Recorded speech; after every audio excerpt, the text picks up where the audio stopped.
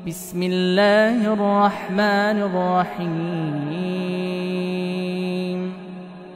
سبحان الذي أسرى بعبده ليلا من المسجد الحرام إلى المسجد الأقصى الذي باركنا حوله.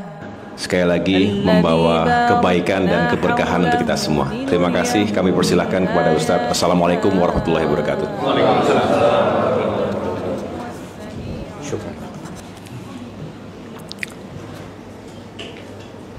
Bismillahirrahmanirrahim.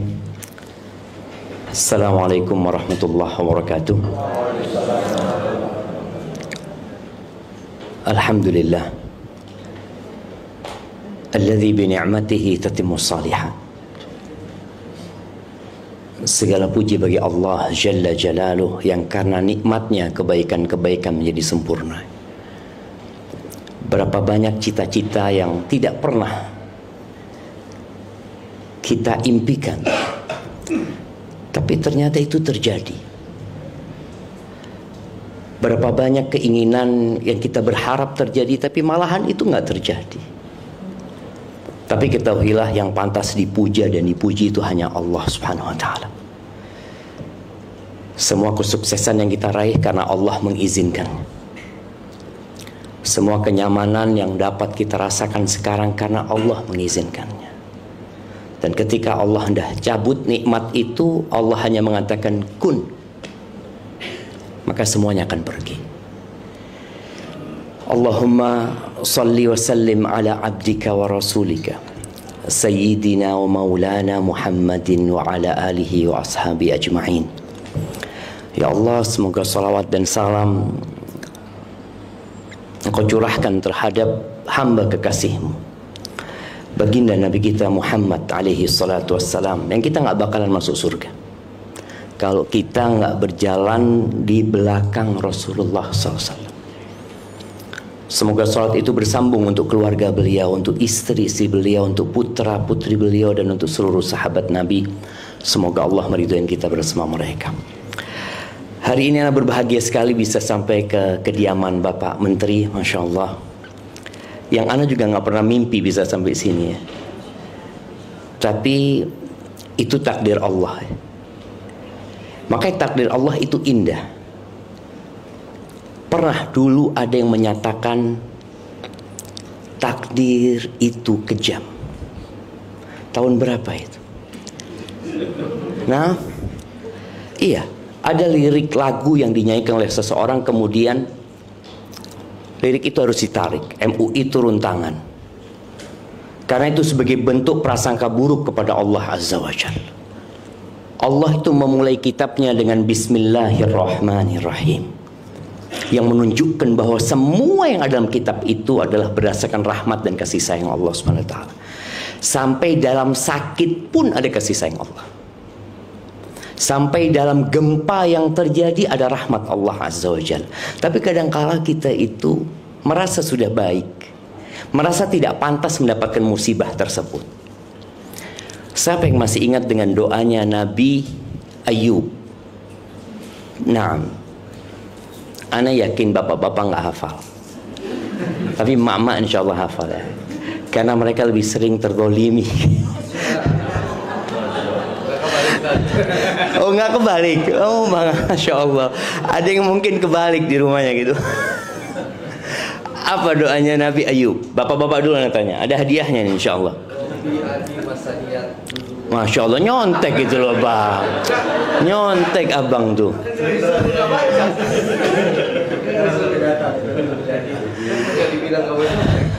Allahu Akbar. Nah, Nabi Ayub itu pernah hidup senang. Berapa tahun? 70 tahun. Terus Allah ambil semua yang beliau miliki. Semua harta itu habis. Nol. Istrinya yang bantu kerja.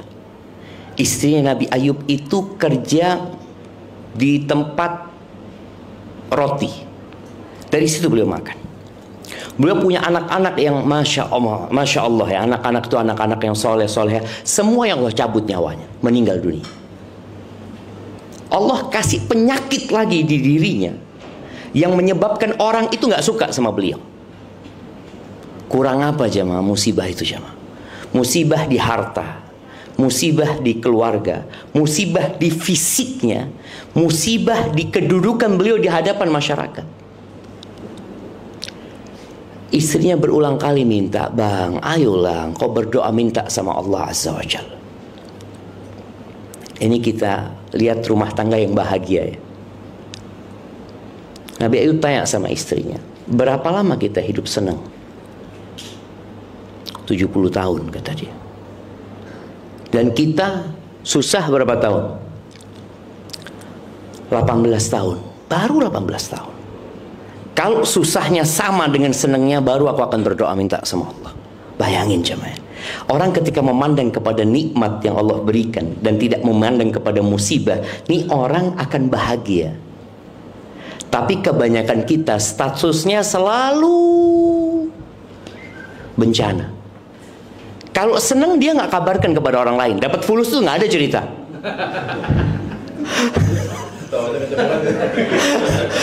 Lagi susah, se-Indonesia tahu. Se-Indonesia tahu dia lagi susah. Bikin status dia itu kalau lagi dapat fulus nggak ada cerita dapat rezeki, alhamdulillah nggak ada. Takut pada ngutang, pada takut minta dia. Kebanyakan kita seperti itu. Nih Nabi Ayub memandang kepada nikmat. Dia mengatakan berapa tahun kita senang? 70 tahun kata dia. Ya, aku akan berdoa kalau sudah 70 tahun aku susah. Tapi kenapa kemudian Nabi Ayub berdoa? Siapa yang tahu? Kenapa sebelum 70 tahun Nabi Ayub sudah berdoa?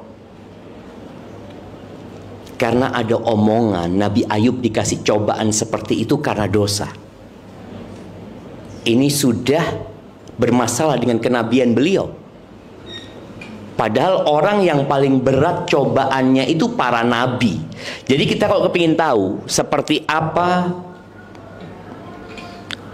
diri kita. Nah, kayaknya mic-nya aman. Nah,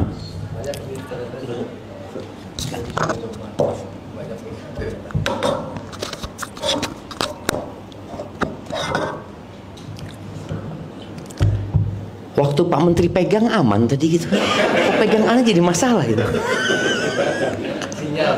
Oh tadi isinya. Karena ada tuduhan Nabi Ayub dikasih cobaan ini karena perbuatan dosa.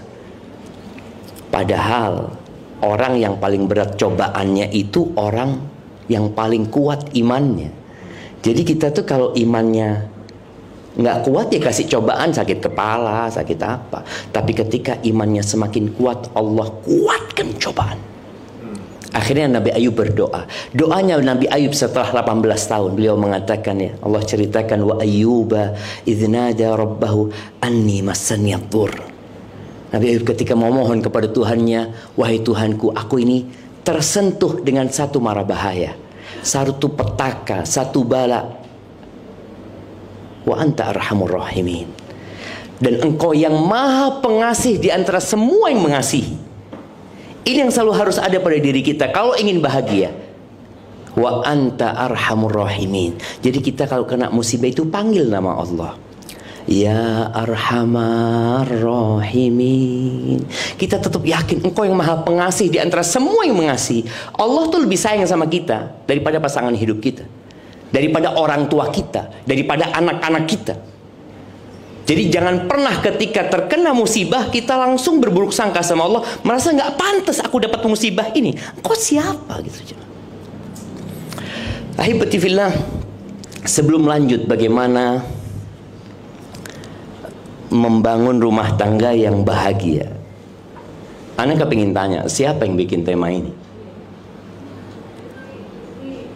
Nah, iya. Ana takut belum bahagia gitu jadi ya. Emak-emak di belakang udah pada bahagia? Kok kayaknya nggak ikhlas jawabnya gitu kan? Nah, bapak-bapak bahagia? Oh, masya Allah. Kayaknya lebih kompak bapak-bapaknya gitu kan? Nah, jadi di sini emak-emak itu susah bahagia. Mama denger ini. Kenapa kajian? Anda kasih tahu kajian ini khusus mama seharusnya, Ustaz. Tapi ternyata mereka itu kurang bahagia karena suaminya tidak membahagiakan mereka. Jadi mereka berbahagia kayaknya suami ini jadi pemilik peran terpenting untuk membahagiakan istri. Tidak. Ada seorang suami yang pernah marah sama istrinya. Sakit hati ya, kadangkala ya rumah tangga terjadi konflik. Kemudian suami marah, dia mengatakan, aku akan cabut kebahagiaan dari dirimu. Apa kata istrinya? Nggak bisa, Bang. Engkau nggak bisa mencabut kebahagiaan dari diriku. Kalau kebahagiaan itu di tas, engkau tidak akan kasih aku tas. Kalau kebahagiaan itu di pakaian, engkau berhenti ngasih aku pakaian. Kalau kebahagiaan itu di harta, engkau nggak akan lagi ngasih nafkah sama aku. Tapi kebahagiaan itu ada di tempat yang engkau nggak memilikinya, Bang. Kata suami, di mana? Di hatiku, Bang. Engkau bisa ambil semua yang kau berikan kepada aku, tapi engkau nggak bisa mencabut kebahagiaan dari diriku. Ini yang harus difahamkan oleh kita bersama, jemaah. Jadi, tukang sampah itu punya kesempatan bahagia seperti presiden punya kesempatan bahagia. Sama kesempatan untuk bahagianya. Karena wadah kebahagiaan itu bukan di pakaian dan bukan di jabatan, tapi di hati. Dan ini salah satu bentuk keadilan Allah Azza wa Jalla, bahwa seluruh makhluk di muka bumi ini punya hak yang sama untuk bahagia. Tapi dalam harta Allah nggak samakan. Nggak samakan. Ada orang yang miskin. Dalam fisik ada orang yang Allah bikin lahir cacat dia. Ada. Tapi Allah tidak letakkan di situ kebahagiaan gitu loh. Makanya kalau bicara para wanita, emak-emak itu lebih mudah bersabar apa bersyukur? Bersabar kan? Dia sabar dapat suami, sabar maksudnya. Tapi bersyukur sulit gitu loh. Sulit, betul, itu sahih itu. Gimana? Banyak masuk neraka, Bang, Masya Allah.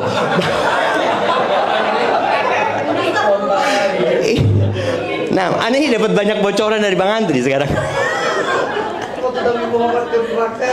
Betul, betul. Iya. Jadi kebanyakan wanita itu masuk neraka bukan karena nggak bersabar. Wanita itu bersabar banget ya. Anak ketika mendapatkan satu potongan video tentang bagaimana seorang wanita ini mengeluh suaminya kayak gini kayak gitu, tapi dia bersabar. Lalu komentar di situ hampir semua mengatakan bukan hanya suaminya Mbak, suami aku juga kayak gitu. Ya udah sabar gitu loh. Jadi ternyata memang untuk sabar itu mudah bagi wanita. Dia bersabar demi mempertahankan rumah tangganya, demi mempertahankan anak-anaknya. Sudahlah sabar. Tapi syukur sulit. Padahal emangnya sebesar itu musibah dari suamimu sehingga engkau harus bersabar.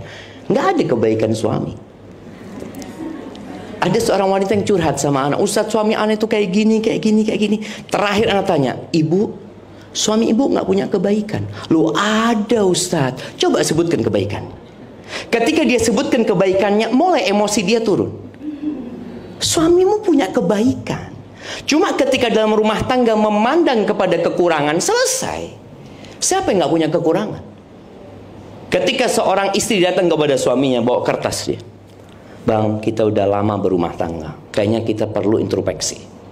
Nih aku kasih kertas, abang tulis kekurangan-kekuranganku, dan aku akan tulis kekurangan-kekurangan abang. Ini sudah. Akhirnya sang istri masuk ke dapur, dia tulis ya 1 lembar full. Kalau 2 lembar mungkin full tuh kekurangan suaminya. Aku nggak suka kayak gini, nggak suka gini. Terus yang dia tulis yang nggak suka semuanya, Bang. Terus seperti itu. Akhirnya tibalah saatnya berbagi kertas. Diberikan kertas kepada suami, suami memberikan kertas dia kepada istrinya. Si istri lari untuk membaca apa sih kekurangan dia menurut suaminya. Sang suami baca, ya Allah banyak ternyata kekuranganku, kata dia. Istri balik, dia mengatakan, Bang, kok kertasmu kosong, Bang? Kata dia, Dek, aku menerimamu apa adanya, kata dia. Jamaah, ini kenapa bapak-bapak tadi kompak bahagia? Ya sudah kayak gitu, sudah perempuan gitu loh. Bersyukur bapak-bapak, bukan bersabar ya. Jadi subhanallah ya. Ahibati fillah. Kunci kebahagiaan itu 3. Catat dan amalkan. Yang pertama, bersyukur ketika mendapatkan nikmat. Yang kedua, bersabar ketika dapat musibah. Yang ketiga, istighfar ketika berbuat dosa. Udah. Ketika kita punya 3 hal ini, hidup itu tidak selalu di atas kita. Kita nggak selalu manis. Hari ini kita ketawa. Boleh jadi nanti sore ada kabar duka yang membuat kita menangis. Besok kita lupa dengan duka itu. Kita ketawa lagi dapat nikmat dari Allah Subhanahu wa Ta'ala. Apa yang harus dilakukan? Ya sudah bersyukur. Hanya saja bersyukur itu berat. Ketika iblis dikeluarkan dari surga bersama Adam alaihissalam, iblis itu meminta kepada Allah ya, bayangkan ya. Iblis berdoa, Allah kabulkan doanya. Iblis berdoa dengan ikhlas, Allah kabulkan. Allah itu maha baik. Masa kita berdoa nggak dikabulin sama Allah? Permintaan iblis, andirni ila yaumi yub'atsun, tangguhkan umurku sampai hari kiamat. Maka iblis itu nggak mati. Bayangkan ya, iblis itu yang godain Nabi Adam. Kemudian dia yang godai istrinya Nabi Nuh dan kaumnya Nabi Nuh. Kemudian godai kaumnya Nabi Hud, godain kaumnya Nabi Soleh, godain kaumnya Nabi Muhammad. Sampai hari ini iblis itu ada. Dia punya berbagai macam cara untuk menyesatkan manusia. Tapi ada satu yang iblis akan kejar. Iblis mengatakan, wala tajidu aktsarahum syakirin. Allah, engkau akan dapati kebanyakan manusia itu tidak bersyukur. Dan ternyata Allah mengatakan, wa qalilun min ibadiyasy syakur. Sedikit dari hambaku yang pandai bersyukur. Sedikit. Orang itu kalau dikasih harta 1 koper emas, dia kepingin berapa? 2. Dikasih 2, dia kepingin 3. Dikasih 1 rumah ini emas, dia kepingin rumah sebelah jadi milik dia. Dikasih lagi rumah itu, dia pengen rumah sebelah. Kata Nabi SAW, nggak ada yang bisa membuat dia puas kecuali tanah. Ketika dia masuk ke tanah, dia tinggal rumah yang dia bangun, harta yang dia kumpul, dia tinggal semuanya. Tapi tadi syukur sulit sekali. Makanya ada perbedaan antara Qarun dan Nabi Sulaiman. Kita tahu Qarun ini Allah berikan kekayaan kepada dia yang mungkin nggak akan pernah ada lagi orang kaya seperti Qarun. Bagaimana dengan Elon Musk ya, dengan mereka yang dikatakan duitnya berapa triliun ya. Duitnya mereka cuma angka aja. Qarun ini nyata duitnya. Nyata, dia gudang-gudangnya itu kuncinya dipikul. Kuncinya bukan hartanya, kuncinya dipikul. Emas, dia ada uangnya gitu loh. Bukan ada di bank ini enggak, ada duit dia seperti itu. Maka ketika Allah benamkan Qarun itu bersama semua hartanya. Sampai hari ini kalau orang nemu harta terpendam, apa kata mereka? Harta karun. Iya, Qarun itu dari sana. Dia mengatakan harta Qarun. Karena semua rumah dan hartanya Qarun dipendam. Qarun ketika disuruh berbuat baik, dan ini penting buat kita ya. Kita itu kadang-kadang disuruh berbuat baik merasa harta itu milik kita. Enggak loh. Kita itu nggak punya apa-apa aja. Makanya ketika kita dengar ada musibah, kita mengatakan apa? Inna lillah. Sesungguhnya kami milik Allah. Jangan rumah ini, nyawaku milik Allah Azza wa Jalla. Tubuhku, berapa banyak orang yang keluar dari rumahnya dengan tubuh yang lengkap, pulang diamputasi kakinya. Kita lihat kejadian-kejadian seperti itu. Orang keluar dari rumahnya bisa melihat, pulang diambil matanya sama Allah SWT. Sebagai pertanda kita nggak punya, sampai diri kita nggak punya. Gitu. Allah menyuruh Qarun untuk berbuat baik. Wa ahsin kama ahsanallahu ilaik. Yang pertama Allah pesan sama Qarun, wabtaghi fima ataka Allah ad-daral akhirah. Carilah dengan apa yang Allah berikan kepadamu akhirat. Kenapa? Karena akhirat itu kekal dan abadi. Kalau dunia, engkau mau sukses berapa tahun lah. Kita melihat presiden-presiden kita. Dari pertama, kemana pergi? Meninggal dunia. Oke, Pak Harto pernah 32 tahun ya menjabat. Kemana beliau? Nggak ada. Apa yang beliau bawa ketika mati? Nggak ada. Selesai, anak-anaknya menikmati. Anak-anaknya meninggal dunia nanti terus akan digantikan dengan orang lain. Maka Allah berpesan kepada Qarun, "Wabtaghi fima atakallahu ad-daral akhirah." Dengan apa yang Allah berikan kepadamu, ambisimu akhirat. Engkau mau punya rumah di dunia nggak apa-apa, tapi engkau punya rumah di akhirat, jangan lupa. Kau siapkan rumahmu di sana. Engkau pengen punya kebun yang indah, engkau juga punya kebun di sana ya. Subhanallah, ini pesan Allah kepada Qarun. Wala tansa nasibaka minad dunya. Tapi engkau jangan lupa, engkau masih hidup di dunia. Engkau butuh ongkos, butuh biaya. Artinya ketika orang bersedekah, jangan semuanya disedekahin. Engkau gimana? Engkau punya anak, engkau punya keluarga. Tapi jangan lupa untuk cari akhirat. Anak ingat ada seorang di Solo, Anda dapat cerita. Ini keluarga yang bahagia ya, Masya Allah. Seorang ayah itu setiap dia mengeluarkan uang buat keluarganya, dia keluarkan nominal yang sama untuk disodakohkan. Uang belanja 2. Belanja di rumahnya anggap 5 juta, 5 juta dia kirim ke pesantren. Dia kirim ke anak yatim piatu. Beli baju dia 2. Selalu dia pakai sendiri, dia 1 dia sodakohkan. Sampai suatu hari dia beli mobil. 2 dia beli mobil. Anaknya protes, "Abah, kalau baju 2 oke lah, nggak terlalu mahal ya. Belanja 2 oke. Mobil anak-anaknya dikasih lah." Apa kata ayahnya? "Nak, ayah ini bukan hanya ingin naik mobil di dunia, nak. Ayah ingin ketika di padang mahsyar tuh, ayah naik mobil juga, nak," kata dia. Kita kadang-kadang nggak paham, cuma kita berpikir harta kita itu yang kita simpen. Enggak, itu akan dinikmati oleh orang lain. Maka Allah berpesan kepada Qarun itu. Lalu Allah katakan kepada Qarun, "Wa ahsin kama ahsanallahu ilaik." Berbuatlah baik engkau kepada hamba-hambaku, kepada makhluk-makhlukku, sebagaimana Allah berbuat baik kepadamu. Artinya kita berada dalam posisi yang nikmat itu karena Allah kasih. Oh, ini karena usaha, karena perjuangan, nggak ada. Kita bisa melihat kalau usaha, berapa banyak orang yang usahanya lebih berat dari kita, Allah nggak kasih. Bicara rizki sekarang, berapa banyak orang-orang yang berkeringat dari jam 7 dia di bawah mentari sampai jam 4 sore, dia cuma dapat 150.000 saja. Sebagian kita tidur-tiduran, jutaan dia dapatkan. Engkau berpikir karena usahamu? Maka Allah katakan, "Wa ahsin kama ahsanallahu ilaik wa la tabghil fasada fil ardi." Jangan membuat kerusakan di muka bumi ini. Jangan. Innallaha la yuhibbul mufsidin. Allah enggak suka dengan orang yang membuat kerusakan. Di antara bentuk kerusakan itu adalah dosa. Apa kata Qarun ketika dikasih nasihat? Qarun mengatakan, "Innama utituhu ala ilmin indi." Aku bisa sukses seperti ini, aku bisa mendapatkan kedudukan seperti ini karena ilmu yang diberikan kepada aku. Dia mengatakan aku, saya, ana. Nggak ada Allah dalam lisan dia. Aku. Apa yang terjadi? Allah benamkan dia bersama rumahnya semua. Tinggal cerita Qarun. Maka hindari kata-kata aku. Semuanya karena Allah Azza wa Jalla. Nabi Sulaiman ketika melihat singgasana Ratu Balqis dipindah ya dari Yaman, dari Sabah Yaman itu ke Masjidil Aqsa. Dalam hitungan kejapan mata, Nabi Sulaiman belum menutup matanya, singgasana itu udah ada. Apa kata Nabi Sulaiman? "Hadza min fadli Rabbi." Beliau mengatakan, ini karunia dari Tuhanku. Ini karunia dari Tuhanku. Tidak ada kata aku.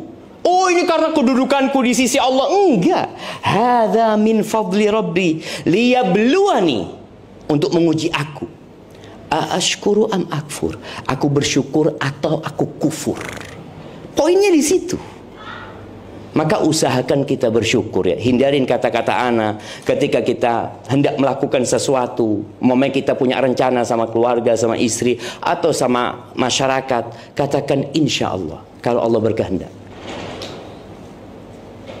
Ingat pesawat Lion yang berangkat pagi hari dari Jakarta menuju ke Pangkal Pinang. Ya. Pesawat baru itu jemaah. Iya, Boeing 7. Nah, kita bayangin ya, semua yang naik pesawat itu punya rencana. Semua yang naik pesawat itu sudah booking hotel. Semua yang naik pesawat itu sudah ditunggu sama keluarganya. Dan ternyata pesawat itu nggak pernah landing, selama-lamanya. Selama-lamanya. Supaya kita tahu kita ini hamba Allah Azza wa Jal. Kalau engkau ingin bahagia tadi, syukuri nikmat yang Allah berikan. Yang kedua, bersabar. Dalam rumah tangga, ya bapak-bapak, mungkin istrinya insya Allah tidak separah istrinya Nabi Nuh. Ya, istrinya tidak separah istrinya Nabi Lut. Nah, yang suami, ya ini bapak-bapak, yang istri, emak-emak, jangan lupa insya Allah istrimu tidak sejahat Fir'aun. Nah, kita tahu ya, istrinya Nabi Nuh di neraka, istrinya Nabi Lut di neraka, istrinya Fir'aun di surga. Antum bisa bayangin, kita itu akan dihisap masing-masing. Engkau jangan berpikir kalau engkau punya suami baik, engkau pasti masuk surga. Kata siapa? Tadi ketika seorang wanita, Ustaz, anak punya suami, Ustaz, nggak mau diajak belajar, sholatnya telat-telat, bolong-bolong, ini itu. Engkau akan dihisap sendiri nantinya. Jadilah seperti istrinya Fir'aun, yang sabar menghadapi Fir'aun. Insya Allah tadi suami-suaminya nggak seperti Fir'aun lah jamaah. Ya ada sedikit lah, mungkin mirip gitu ya. Nggak, tapi nggak sejahat Fir'aun. Jadi bersabarlah. Dan ya di antara bentuk syukur dan sabar ya, ada suami istri yang mengatakan, Ustaz, suami anak nggak baik, apakah anak tetap harus taat dan patuh kepada dia? Tetap. Melayani suami, tetap. Bukan karena suami engkau melayani suamimu. Jadi kalau kita berbuat baik karena berharap budi baik orang lain, yang ada kita sakit hati. Pastikan itu. Kita akan sakit hati. Orang manusia ini sama Allah nggak bersyukur, apalagi sama engkau. Apa sih engkau berikan kepada dia? Allah memberikan segala fasilitas sama dia, dari ujung rambut sampai ujung kaki. Dia nggak bersyukur sama Allah. Engkau kasih apa? Maka janganlah berharap kebaikan suami. Ketika mama istri tadi, Ustaz, anak punya suami kurang taat sama Allah. Ya udah, engkau berbuat baik kepada suami karena Allah. Karena berharap keridhaan Allah SWT. Karena aku ingin masuk surga. Ada seorang wanita umur 60 tahun. Dia telepon anak, dia mengatakan, Ustaz, suami anak udah meninggal, Ustaz. Dia mengatakan, suami ana dia kurang baik loh, Ustaz. Ana dengar bahwasanya wanita itu akan bersama suami dia yang terakhir di surga. Sedangkan ana sudah umur 60 tahun, nggak ada yang mau nikahi ana, Ustaz. Tapi ana nggak kepingin ketemu suami ana lagi, Ustaz. Kata dia. Bayangin. Betul. Dia nggak ingin nanti di surga ketemu, aduh suamiku lagi, astagfirullah, naudzubillah, ketemu orang ini lagi. Loh, bapak-bapak pikir istri bapak-bapak itu cinta sama bapak? Belum tentu. Dia mungkin nungguin, sabar dia nungguin, ya Allah kapan mati ini, bismillah. Ketika mati, alhamdulillah, bukan innalillah.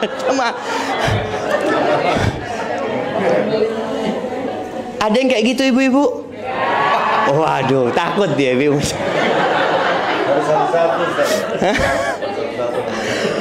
Nah, artinya itu ada. Maka di sini ketika engkau berbuat baik kepada suami karena Allah SWT. Tapi ingat, ketika suamimu baik masuk surga, nanti di surga nggak seperti suamimu di dunia gitu ya, yang suka maki, yang suka emosi, enggak. Karena kalau sudah masuk surga semuanya akan baik gitu loh. Dan kesabaran wanita itu kalau ingin masuk surga juga sabar untuk punya anak. Banyak wanita yang malas punya anak. Padahal kata Nabi SAW, wanita-wanita penghuni surga itu, ala adullukum binisaikum min ahlil jannah. Kalian mau nggak aku kasih tahu istri-istri kalian calon bidadari surga? Dia masih hidup di dunia, tapi insya Allah dia masuk surga. Kata sahabat, tentu ya Rasulullah Sallallahu Alaihi Wasallam. Yang pertama, kullu waludin wadud. Dia adalah wanita yang suka melahirkan dan penyayang. Karena kalau bicara suka melahirkan nggak penyayang, bahaya dengan pendidikan anaknya. Ada yang bikin anak, anaknya nggak diurusin. Tapi kalau emaknya ini wadud, penyayang, Masya Allah. Berapa banyak emak-emak yang kalau ditanya sama suaminya, mana anak-anak? Wallahu a'lam, nggak tahu. Mana emaknya nggak tahu sama anaknya ini. Bapak datang kan kepingin ketemu saya, ini nggak tahu. Wallahu a'lam. Baru dicari mana anak-anak. Allah, satu di got, satu di mana. Ada emak-emak yang sibuk main handphone, wala apa. Anak-anaknya nggak diurusin. Disinilah wanita penghuni surga itu yang bakal bahagia, pencinta dia. Dia ketika suaminya ngatakan, yuk punya anak lagi, bang. Berapa engkau mau? Bismillah. Asalkan Allah kasih. Itu insya Allah penghuni surga. Bapak Menteri berapa anaknya? Masya Allah, harus berjuang kayaknya. Ada seorang ustadz, Ana sering ceritakan ini di Bondowoso, Jawa Timur sana.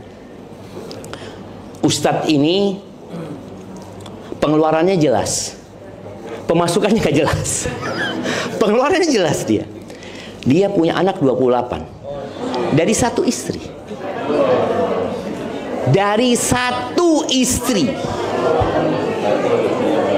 Ayo, oh istrinya banyak, enggak. Bapak-bapak jangan mikir, oh kalau gitu istrinya banyak, enggak, satu istri. Satu istri. Mudah, insya Allah itu jadi penghuni surga ya. Dia capek hamil, dia capek melahirkan, dia mempertaruhkan nyawanya. Semua dihitung jemaah. Oke, suami nggak ngitung, tapi malaikat Allah menghitung. Dia menyusuin, dihitung lagi, capeknya dia. Makanya wanita yang seperti ini insya Allah penghuni surga. Tapi ada yang ketiga sifatnya, al-aud. Perempuan ini kalau menyakiti suaminya, atau dia disakiti sama suaminya, dua hal ya, disakiti atau menyakiti, perempuan ini akan datang kepada suaminya. Dia pegang tangan suaminya mengatakan, la adzuku bi ghumdin hatta tardha. Aku nggak akan memejamkan mata sampai engkau ridho sama aku. Siapa yang istrinya kayak gitu jemaah? Bapak-bapak, kok semuanya gede kepala, nggak ada gitu kan? Masa nggak ada bapak-bapak?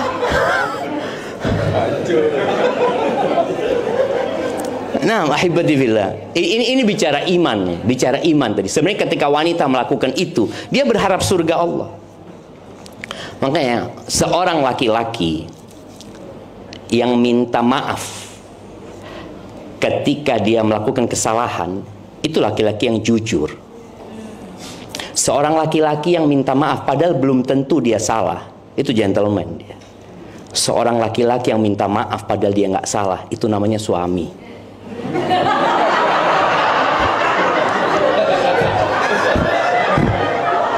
Betul bapak-bapak?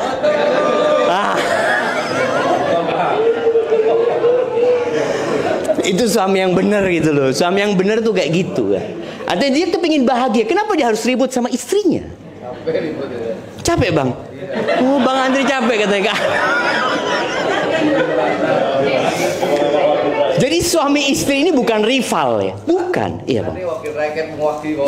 Oh masya Allah, sebagai wakil rakyat bang ya. Nah, jadi sering dapat curhatan dari bapak-bapak itu kemudian disampaikan. Jadi ingat bapak-bapak, istri itu bukan rival, tapi istri itu pendamping. Istri itu diciptakan dari tulang rusuk agar engkau lindungi, bukan untuk dipukulin istri itu, bukan untuk dimaki. Makanya ketika seorang sahabat tanya kepada Nabi SAW, apa hak seorang istri? Kata Nabi SAW, antut'imaha idza ta'imta. Kau kasih makan dia kalau engkau punya makanan. Wa antaksuha idza tasait. Kalau engkau punya pakaian, kau belikan pakaian buat istri. Yang ketika Nabi berpesan SAW, wala tadribil wajha, jangan pernah mukul wajah wanita. Wala tuqabbih, jangan pernah menjelek-jelekan istrimu. Nggak boleh bapak-bapak. Kalau ingin bahagia, istri kita punya kekurangan, tapi lihatlah kepada kelebihannya. Jangan melihat kepada kekurangannya. Jangan pernah menjelekkan engkau kayak gini, kayak gitulah. Nggak ada wanita yang lebih baik daripada istri kita. Dia mendampingi kita sejak kita nol, sejak kita nggak punya apa-apa ya. Kadang-kala kita kalau sudah punya jadi macam-macam ya. Betul ibu-ibu?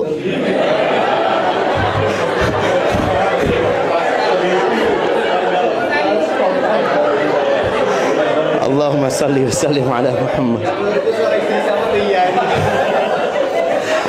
Nah, taib, yang terakhir tadi kita bicara bersyukur kalau dapat nikmat. Ingat jangan pernah mengingat diri kita kalau dapat nikmat itu dari Allah. Bersabar, dan kalau kita bersabar, jadi tingkatan orang kena musibah itu ada 4. Yang pertama namanya jaza, yang kedua namanya sabar, yang ketiga namanya ridho, yang keempat namanya syukur. Bayangin ya, musibah itu ternyata mengantarkan ke syukur.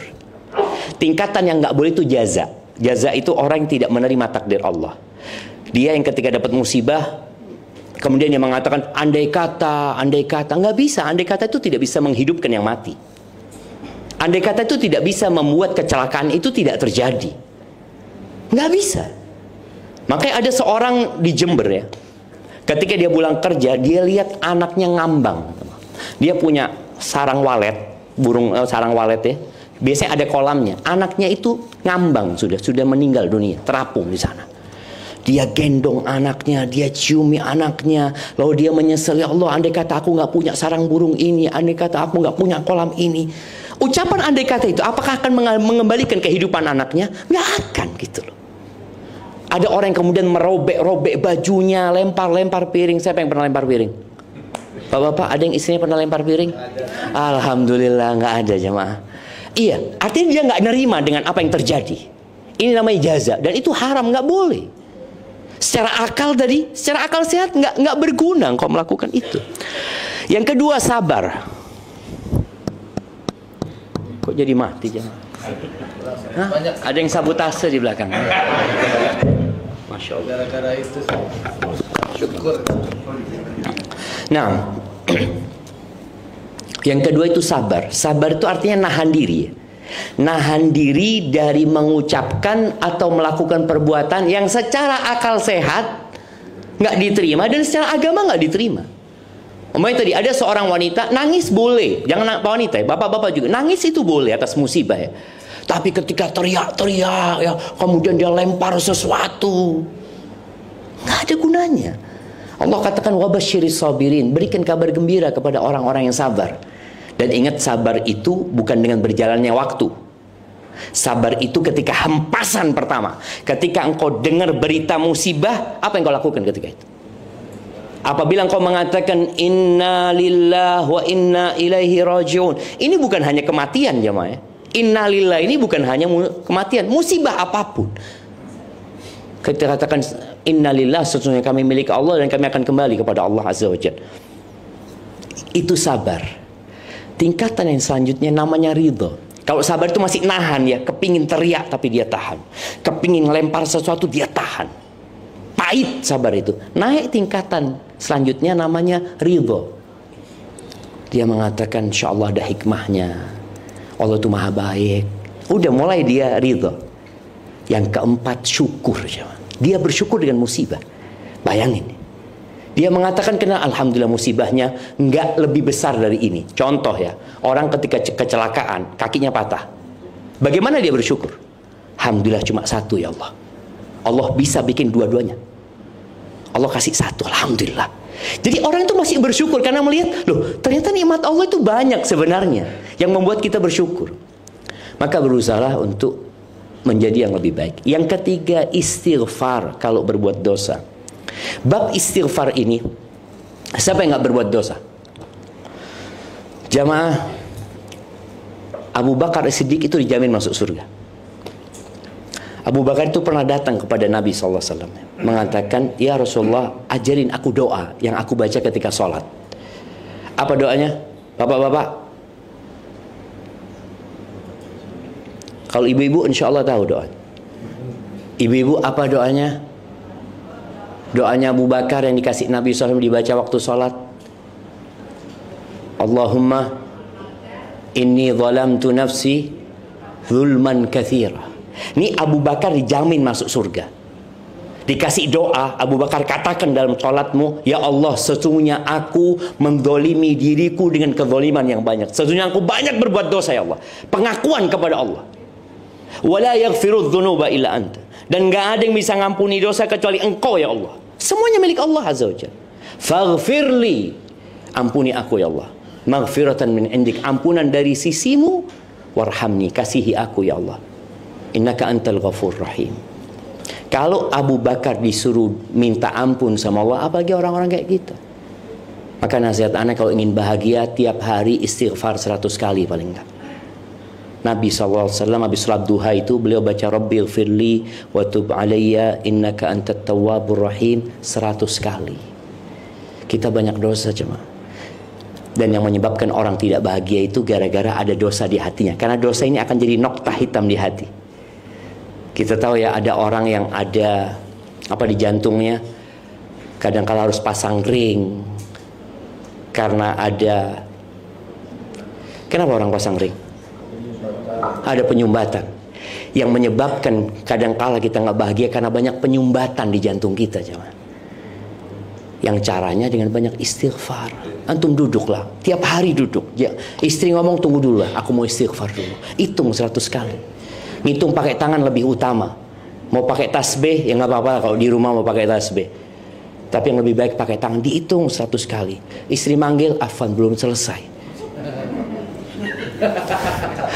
Bang, kenapa? Habis berbuat dosa kau bang? Memang aku banyak dosanya gitu loh. Jadi kadang-kadang istri kalau lihat suami di pojokan istighfar, habis berbuat dosa apa bang? Loh, tiap hari aku banyak dosanya.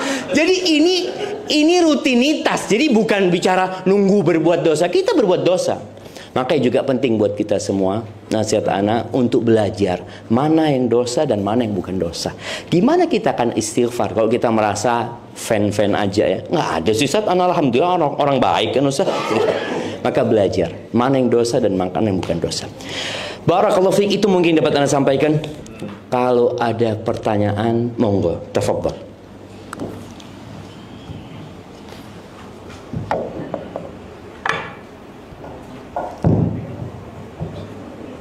Kami persilakan kepada jemaah Bapak dan Ibu jika berkenan ada yang mau ditanyakan kepada Ustaz kita tadi.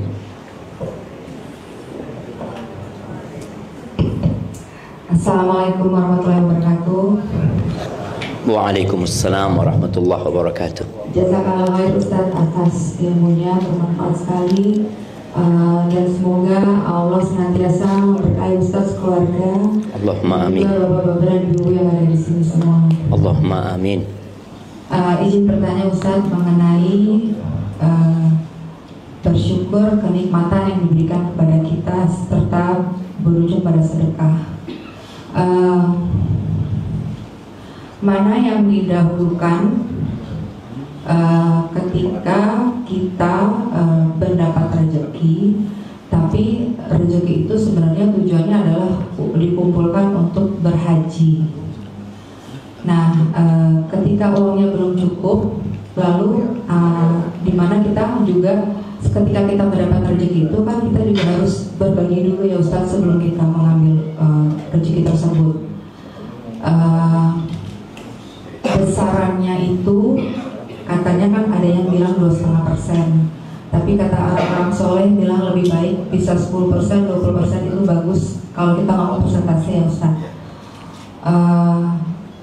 Bagaimana, apa yang diupayakan dulu? Apakah kita membaginya itu? Jadi ada kayak rasa takut, karena kan uang haji itu mahal ya Ustaz ya. Jadi kita mendahulukan yang mengumpulkannya dulu atau membesarkan yang kita bagi kepada orang lain. Itu pertanyaan Ustaz. Jazakallahu khair. Assalamualaikum warahmatullahi wabarakatuh. Waalaikumsalam warahmatullahi wabarakatuh. Bicara rizki dan sedekah ya, ada satu perhitungan hari akhir ya. Kita ini perlu tahu kira-kira nanti di akhirat kita ini seperti apa dihitung sama Allah SWT. Perhitungan sodakoh pada hari akhir itu persentase ya, bukan jumlah nominal. Persentase. Nabi SAW pernah mengatakan sabaqa dirhamun mi'ata dinar. Uang 1 dirham itu, 1 dirham itu anggap 100.000, bisa mengalahkan uang 100 juta. Mi'ata dinar itu bukan 100 juta, 425 juta. Uang 100.000 bisa mengalahkan 425 juta. Sahabat heran, gimana ya Rasulullah?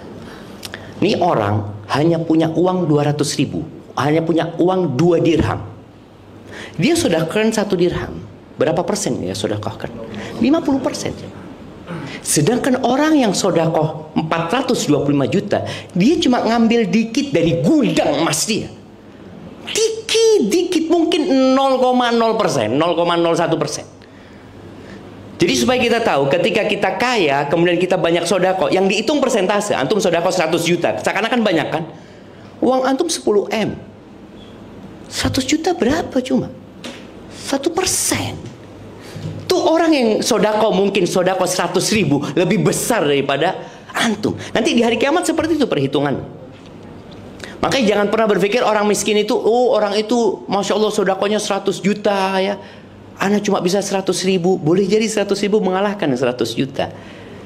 Jadi jangan takut ketika hidup miskin, antum bisa sodako. Tadi bicara sodako, nggak perlu nunggu jadi orang kaya. Dan insya Allah ketika miskin ya, kita lebih mudah sodako. Orang itu kalau punya uang 200.000, sodako 100.000 itu mudah. Tapi punya uang 1 M, sodako 500 juta. Sholat istikharah 2 hari. Sholat lagi. Padahal sama, nilainya sama persis.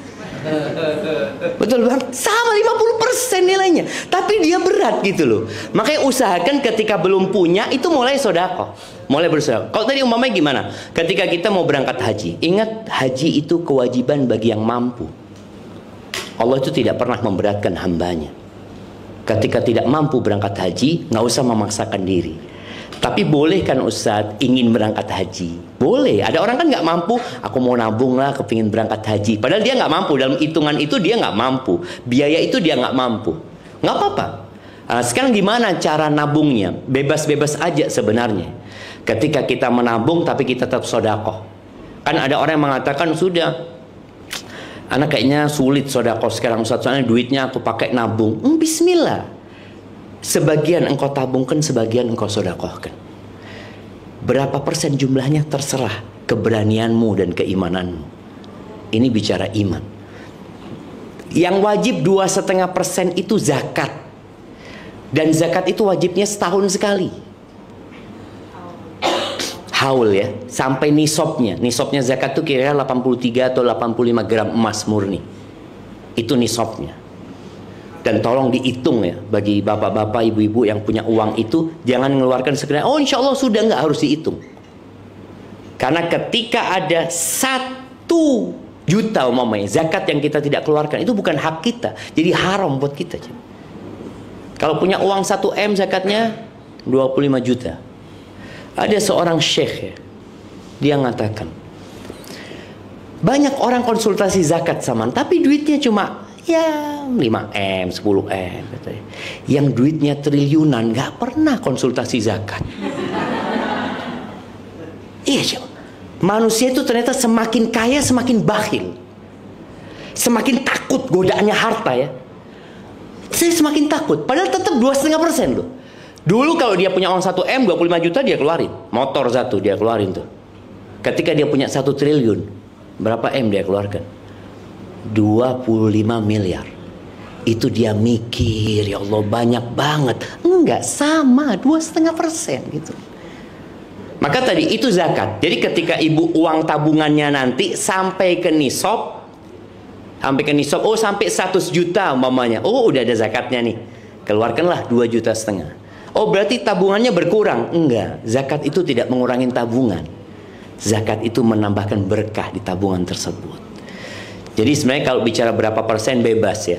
Memang yang wajib itu 2,5%. Ada dulu ulama kaya di Mesir ya, kalau nggak salah Abu Zur'ah namanya. Dia nggak pernah wajib zakat. Orang kaya yang nggak wajib zakat, bayangin nih. Gimana orang kaya tapi nggak wajib zakat? Karena setiap tahun dia hitung duitnya itu di bawah nisab, di bawah 85 gram emas. Dia dapat rezeki, dia bagikan. Jadi tapi akhir tahun tetap dia hitung. Berarti yang dia bagikan itu bukan zakat, itu sedekah. Seperti itu. Barakallahu fikum. Insyaallah. Jadi ingat, haji ini bagi yang mampu. Kemudian ketika kita mau berbagi, yang paling berhak mendapatkan sedekah kita adalah kerabat kita ya. Kerabat kita. Jangan kita ngasih orang jauh, ternyata kita punya keponakan susah hidupnya. Kita punya bibi, kita punya paman susah hidupnya. Dan biasanya berbuat baik kepada orang lain itu ada yang cerita. Tapi kalau kepada kerabat itu diem dia, nggak cerita, malu dia. Dan insya Allah itu akan lebih ikhlas, insya Allah. Barakallahu fikum. Nah, Pertanyaan selanjutnya. Assalamualaikum warahmatullahi wabarakatuh. Waalaikumsalam warahmatullahi wabarakatuh. Assalamualaikum ilaikum. Semoga Allah merahmati Ustadz dan keluarga juga seluruh peserta kajian di TPDB hari ini. Ustadz mau bertanya mengenai tadi yang cerita Nabi Ayub. Kan Nabi Ayub dikasih ujian, nggak bisa bekerja, akhirnya istrinya yang bekerja ya Ustadz. Nah, kalau misalkan dalam kehidupan kita sekarang nih ada terjadi seperti itu, suaminya misalkan dibandingkan istrinya, ternyata istrinya diberikan kelebihan rezeki, kemudian beliau yang banyak memenuhi kebutuhan keluarga. Nah itu hitungannya, keuntungannya buat istrinya gimana ya Ustaz? Pahalanya atau gimana? Nah. Nggak, karena banyak yang suka curhat atau nanya mengenai hal yang seperti itu Ustaz. Masya Allah. Iya jemaah, Allah itu membagi rizki sesuai kehendak Allah ya. Makanya ada yang seperti Nabi kita Muhammad alaihissalam. Beliau menikah dengan Khadijah yang kaya siapa? Khadijah. Nabi Muhammad SAW pekerjanya Khadijah. Seperti itu. Tapi istri yang soleha itu yang tidak mengungkit pemberian dia kepada istrinya, kepada suaminya, asalkan suaminya baik ya. Ini bicara tentang nafkah. Suami punya kewajiban memberikan nafkah. Nafkah itu apa? Sandang, pangan, papan. Kalau perawatan masuk nafkah enggak ibu-ibu? Sekarang masuk bang ya? Masuk apa? Masuk sandang. Perawatan ini masuk sandang gitu. Oke, mas-masan masuk bang? Tergantung fulusnya sebenarnya, tergantung fulus. Tapi yang penting tuh sandang, pangan, papan. Itu yang harus diberikan oleh suami. Rumah nggak harus milik, nggak harus milik. Boleh ngontrak sampai mati nggak apa-apa. Artinya orang jangan berpikir suami anak nggak belikan rumah buat anak Ustaz. Iya, tapi selama hidup engkau dikasih tempat tinggal. Walaupun tempat tinggal bukan milik dia. Karena sekali lagi nggak semua orang dikasih rezeki yang sama Allah Subhanahu Wa Taala. Apabila dalam rumah tangga itu istri yang mengeluarkan nafkah, artinya listrik istri yang bayar, umpamanya kontrak rumah istri yang bayar, mobil istri yang beli, maka ada beberapa pilihan buat istri. Yang pertama, dia memasukkan itu kepada utang suami. Jadi dihitung semua, kan itu kewajiban suami. Kewajiban suami, nyekolahkan anak semua kewajiban suami. Dia hitung, boleh jadi suami sekarang masih miskin kan, boleh jadi nanti dia kaya. Ketika dia punya duit ditagih, boleh. Bang, itu 2 tahun bang kemarin. Loh, ini boleh loh jamaah, boleh. Ini karena bicara kewajiban. Katakan bang, itu 2 tahun ada 2M kira-kira bang harus bayar. Bismillah, utang suami. Ini yang pertama. Yang kedua, istri tidak melayani suami.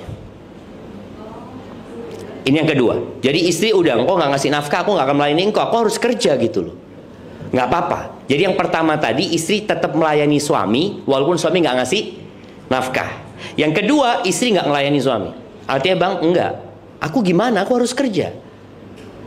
Sehingga suami nggak punya kewajiban ngasih nafkah karena istri tidak melayani suami pada waktu itu. Yang ketiga, istri mengikhlaskan buat suami. Jadi bang, semua itu nanti aku tagih di akhirat. Ya, ini bukan mengikhlaskan ini jemaah. Enggak.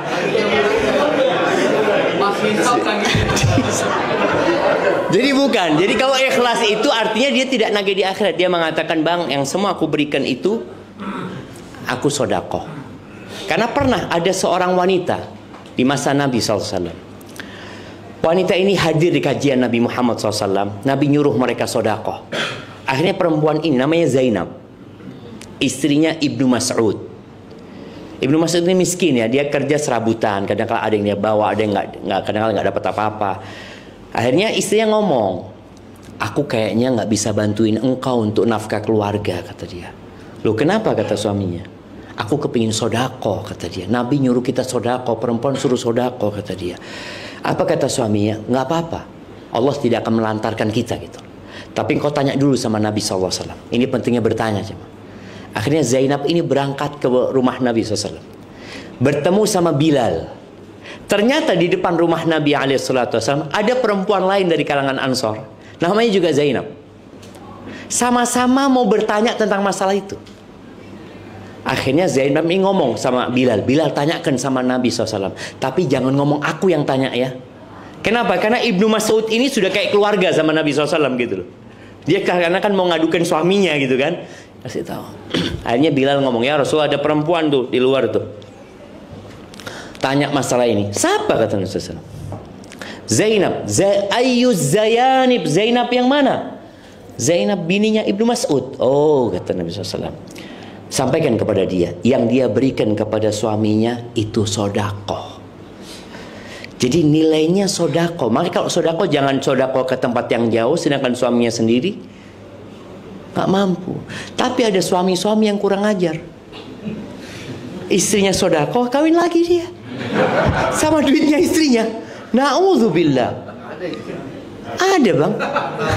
Nanti anak kasih tahu abang orangnya. Nah, ada yang nggak bersyukur. Artinya suami ini harus tahu diri gitu loh. Engkau itu dibantu sama istri. Engkau ketika tidak bisa memberikan nafkah berupa harta, berikan perhatian yang lebih, berikan cinta yang lebih kepada istrimu. Jadi seperti itu. Jadi bernilai sodakoh yang akan Allah ganti, Allah akan lipat gandakan dan akan menyelamatkan dari api neraka kalau bicara sodakoh. Hadza wallahu a'lam bissawab. Na'am.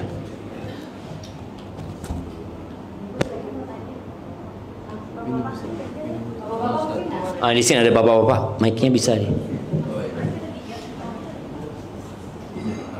Ya, langsung aja Ustaz, pertanyaan anak kaitan dengan tadi syukur dan juga ikhlas. Bagaimana dua hal ini, soal bedanya kayak gimana, lalu dalam kehidupan seperti apa Ustaz? Iya, syukur dan ikhlas. Ikhlas bahasa Indonesia, ikhlas bahasa Arab. Karena bahasa Indonesia ini ikhlas itu apa artinya ya? Saya ikhlas menerima musibah ini. Enggak, ikhlas itu artinya berbuat hanya untuk Allah. Tidak berharap pujian, tidak berharap sanjungan, tidak berharap urusan dunia. Ada orang sodakoh berharap dikasih ganti sama Allah SWT. Berarti dia masih berharap urusan dunia itu. Ada orang bersodakoh, enggak, aku kepingin diselamatkan dari api neraka ya Allah. Ini bicara ikhlas, jadi dia berbuat hanya untuk Allah Subhanahu wa taala.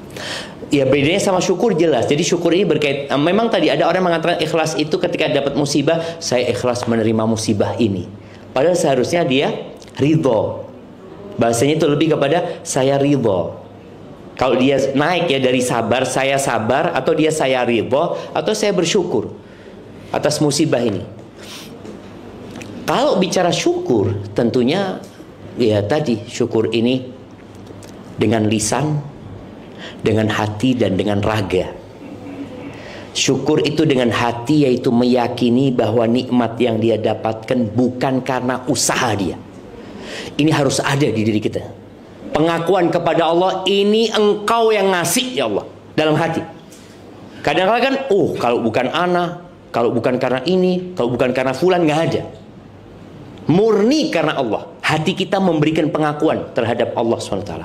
Yang kedua, lisan kita memuji Allah, mengatakan alhamdulillah. Dan kadang-kala kita perlu cerita jemaah. Allah mengatakan wa amma bi ni'mati rabbika fahaddits. Dengan nikmat yang Allah berikan kepadamu, ceritakan. Tapi cerita nikmat ini juga bahaya. Karena ada orang yang hasud, ada orang yang iri, ada orang yang dengki. Nggak semua bisa kita ceritakan. Nabi Yusuf ingat ketika mimpi melihat 11 bintang, melihat mentari dan bulan sujud kepada beliau. Apa kata bapaknya? Engkau jangan ceritakan kepada saudara-saudaramu. Karena tahu saudaranya ini hasud, iri. Kalau kita nggak mau cerita secara lisan, kita cerita secara fisik, kita bagikan harta yang kita miliki. Jadi kalau bicara yang pertama itu dengan hati, itu syukur. Yang kedua, lisannya memuji Allah Subhanahu wa taala atas nikmat yang diberikan. Yang ketiga, raganya. menggunakan nikmat itu dalam ketaatan. Tadi berangkat haji, kadang-kala kita kan dikasih fisik yang sehat tapi nggak pernah ke masjid. Ya seharusnya bentuk syukur kita ketika hayya 'alas shalah, berangkat ke masjid gitu. Itu sebagai bentuk syukur dikasih kaki sama Allah Subhanahu wa taala. Jadi itu mungkin perbedaan antara ikhlas dan syukur. Dan ada satu doa jamaah yang nasihat Nabi SAW untuk dibaca setiap penghujung sholat. Jadi sebelum assalamualaikum setiap sholat itu, apa doanya? Allahumma a'inni ala dzikrika wa syukrika wa husni ibadati. Yang artinya, ya Allah, bantulah aku untuk mensyukurimu, untuk berzikir kepada mengingatmu, dan yang ketiga beribadah yang baik. Maka nasihatnya tolong itu dibaca tiap penghujung sholat. Kalau lupa, baca setelah sholat, nggak apa-apa. Barakallahu fikum. Nah, ada lagi?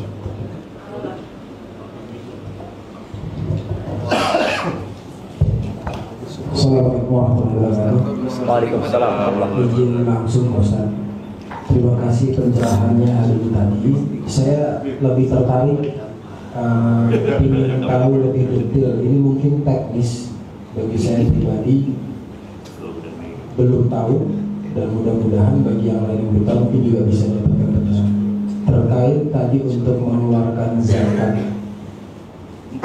Mungkin Ustaz bisa memberi gambaran secara Contoh real. Sebetulnya menghitung harta kita yang wajib dikeluarkan zakat itu seperti apa? Contoh misalnya, apakah rumah itu juga dihitung, mobil dihitung, atau hanya harta yang masih berupa uang, emas, yang perhiasan yang disimpan? Kemudian yang kedua, waktunya itu sebetulnya di apakah awal tahun, akhir tahun kita menghitungnya, atau pada saat sama-sama dengan zakat fitrah di bulan Ramadan. Ya. Masya Allah jemaah. Ya, ini pertanyaan yang menarik sekali ya, berkaitan dengan zakat. Dan memang kita ini perlu memberikan sosialisasi kepada masyarakat. Zakat itu ada zakat harta, ada zakat pertanian ya. Karena banyak orang yang punya kebun-kebun tapi dia tidak mengeluarkan zakatnya. Kenapa seperti itu? Kalau bicara zakat harta, jadi harta yang dizakatkan itu adalah yang berupa uang simpanan atau barang yang dipersiapkan untuk jual beli. Jadi kalau kita punya mobil, memang kita bikin jual beli. Kita beli, dijual. Yang rental enggak? Enggak, rental zakatnya itu dari hasilnya. Rumah, kita bikin rumah untuk dijual, itu ada zakatnya. Tapi kita bikin rumah untuk dikontrakkan, nggak ada zakatnya. Zakatnya itu dari hasil kontrakannya nanti. Jadi yang dizakatin itu tadi harta yang kita simpan, baik itu berupa emas, berupa uang ya, perhiasan, ada khilaf di antara para ulama, itu nanti dinilai. Kemudian kita punya rumah, anak beli rumah Ustaz untuk investasi mau dijual nih, itu ada zakatnya. Tapi kalau rumah enggak, ini insya Allah buat anak, nggak ada zakatnya. Kita punya sawah umpamanya, ini insya Allah rencana anak mau bikin sekolahan atau apa. Jadi ada rencana-rencana bukan untuk jual beli, itu nggak ada zakatnya. Jadi yang berupa harta simpanan dan yang diniatkan untuk jual beli, jadi modal gitu loh. Ya, itu jadi zakat. Kemudian kita punya motor 10, nggak ada zakatnya. Kalau kita memang nggak niat untuk jual beli, kita punya mobil banyak gitu loh, nggak ada zakatnya. Jadi subhanallah, Islam itu benar-benar sayang gitu loh, nggak diperes orang ini. Dan zakat itu kapan menghitungnya? Pertama, zakat itu dihitung ketika sampai nisab. Umpamanya ana nabung duit ya, atau ana dapat rizki 100 juta. Ketika dapat rizki 100 juta, belum wajib zakatnya. Nunggu setahun. Karena boleh jadi duit ini dipakai buat beli ini, buat itu. Jadi Allah tuh sayang sama hambanya. Boleh jadi umpamanya dapat uang itu bulan Ramadan. Ternyata nanti sampai bulan Sya'ban duitnya tinggal 20 juta. Nggak ada zakatnya. Karena nggak sampai nisab. Nisabnya itu 85 gram emas. Berputarnya itu setahun. Dari sejak kita memiliki sampai setahun kemudian. Dan zakat itu boleh digabungkan. Umpamanya kita bulan sekarang nih, bulan Dzulhijjah ya. Bulan Dzulhijjah kita dapat uang 100 juta. Kemudian bulan Muharram kita dapat uang 100 juta. Kan beda akhir tahunnya kan? Tapi boleh digabungkan. Pokoknya semuanya aku keluarkan di bulan Dzulhijjah. Pokoknya aku mau lebaran haji, aku mau keluarkan zakatnya. Jadi mensegerakan zakat itu boleh, menunda enggak boleh. Umpamanya orang wajib zakat di bulan Sya'ban sebelum Ramadan. Terus dia mengatakan, nanti aku keluarkan di bulan Ramadan. Dosa dia. Karena hak fakir miskin itu sejak sampai 1 tahun kau harus keluarkan. Sudah bukan hak kita gitu. Itu berkaitan dengan zakat. Zakat pertanian ya, khususnya makanan-makanan pokok seperti padi, jagung, itu setiap panen. Kalau airnya gratis itu 10%. Kalau pengairannya bayar itu 5%. Jadi dari gabah ya, dari gabah seperti itu. Itu zakat yang perlu dikeluarkan. Barakallahu fikum. Baik jamaah, ada lagi? Tafadhal.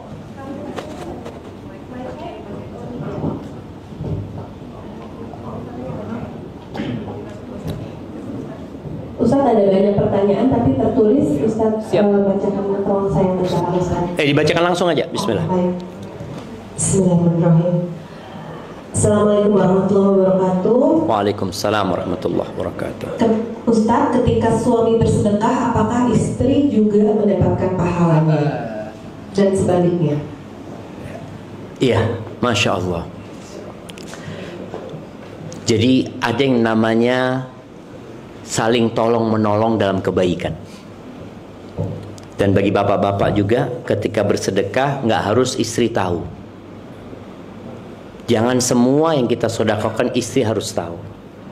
Karena kita perlu punya amalan yang tersembunyi, yang sampai istri kita, anak kita, orang tua kita nggak tahu semua. Karena biasanya amalan ini yang akan ikhlas, ya. Karena nggak ada yang tahu. Tapi ketika seorang istri mendorong suaminya untuk sedekah, kemudian suaminya sedekah, maka istri akan dapat bagian pahala. Karena dia yang membujuk suaminya untuk sedekah. Tapi kalau suaminya sedekah tadi tanpa disuruh sama istri, ya istri nggak dapat bagian. Gimana? Ya itu, pintarnya istri itu, Bang, ayolah sedekah Bang, biar dapat bagian, dia yang sedekah. Kemudian kalau sebaliknya, istri yang sedekah, suami dapat bagian, ya kembali kepada, kalau suami yang mengatakan kepada istrinya, ayolah, engkau buat apa duit disimpan kayak gitu, berbagilah. Berbagi istrinya, suami dapat bagian. Tapi kalau istrinya berbagi, suaminya bakhil, karena kalau ada kan istri yang sedekah, kalau ketahuan suami Ustaz, dilarang sama suami Ustaz, maka suami nggak akan dapat bagian dari pahala tersebut. Jadi seperti itu. Ingat, kita itu perlu banyak-banyak bekal ya. Bekal paling enak itu nyuruh orang lain berbuat baik. Kita ngomong sama orang, ayolah sholat duha. Antum kapan sholat duha terakhir gitu kan? Dia sholat duha, kita dapat pahala sholat duha dia. Masya Allah jamaah. Nah, fadhal. Baik Ustaz, masih banyak Ustaz. Assalamualaikum warahmatullahi wabarakatuh. Waalaikumsalam warahmatullahi wabarakatuh. Ustaz Hafizhakumullah, bagaimana jika sudah niat berkurban tapi sampai hari ini belum membeli hewan kurbannya? Apakah larangan memotong kuku dan rambut tetap berlaku mulai tanggal 1 Dzulhijjah? Masya Allah. Ini ada satu pertanyaan yang menarik ya, berkaitan dengan 1 Dzulhijjah. Nah, jadi di dunia ini setiap negara itu punya hari-hari besar ya. Di Australia mereka nggak libur Idul Adha. Teman-teman anak tanya kemarin, enggak Ustaz, kita nggak ada libur. Baik. Mungkin di tempat lain Idul Fitri pun nggak libur mungkin. Di negeri kita punya banyak hari-hari besar. Hari besar ini macam-macam lah. Tapi ketahuilah kata Nabi SAW, a'zamu ayyamid dunya indallah. Ini hadis riwayatkan Imam Ahmad ya. Hari-hari dunia yang paling besar di sisi Allah. Ingat, di sisi Allah, bukan dalam pandangan manusia. Wa ahabbul a'malu fiha ilallah, dan beramal soleh lebih Allah cintai di dalamnya itu adalah 10 awal Dzulhijjah. Dari tadi malam. Cuma kita kan kadang-kadang memang nggak hafal sama bulan-bulan Islam. Jadi kita nggak tahu ini tanggal berapa. Hari ini tanggal 1 Dzulhijjah. Besok tanggal 2, lusa tanggal 3. Ini hari-hari terbaik sepanjang masa. 10 akhir Ramadan sama 10 awal Dzulhijjah lebih utama 10 awal Dzulhijjah. Cuma memang orang itu meremehkan jemaah. Kita lihat ya, kalau Ramadan kan di mana-mana ada tulisan selamat melaksanakan ibadah puasa ya ini itu. 10 awal Dzulhijjah nggak ada. Kita ngeliat mana selamat menjalankan ibadah di 10 awal Dzulhijjah. Padahal itu lebih utama kata Nabi SAW. Dan memang ibadah di waktu orang lalai itu pahalanya lebih besar. Karena orang pada lalai semua. Maka tolong perbanyak ibadah ya. Sholatnya ditambah. Yang biasa sholat 17 rakaat wajib, tambahinlah sama sholat rawatib bangun rumah di surga. 12 rakaat. 2 rakaat sebelum subuh, 4 rakaat sebelum zuhur, 2 rakaat setelah zuhur, berapa? 8. Ba'dal maghrib 2 rakaat ya. Ba'dal isya 2 rakaat.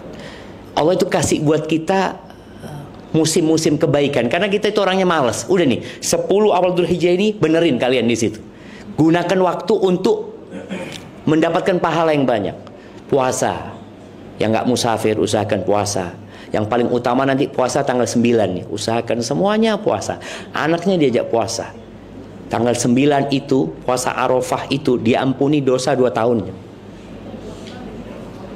Ini menunjukkan kenapa ya kok pahalanya pengampunan dosa. Karena kita banyak dosanya.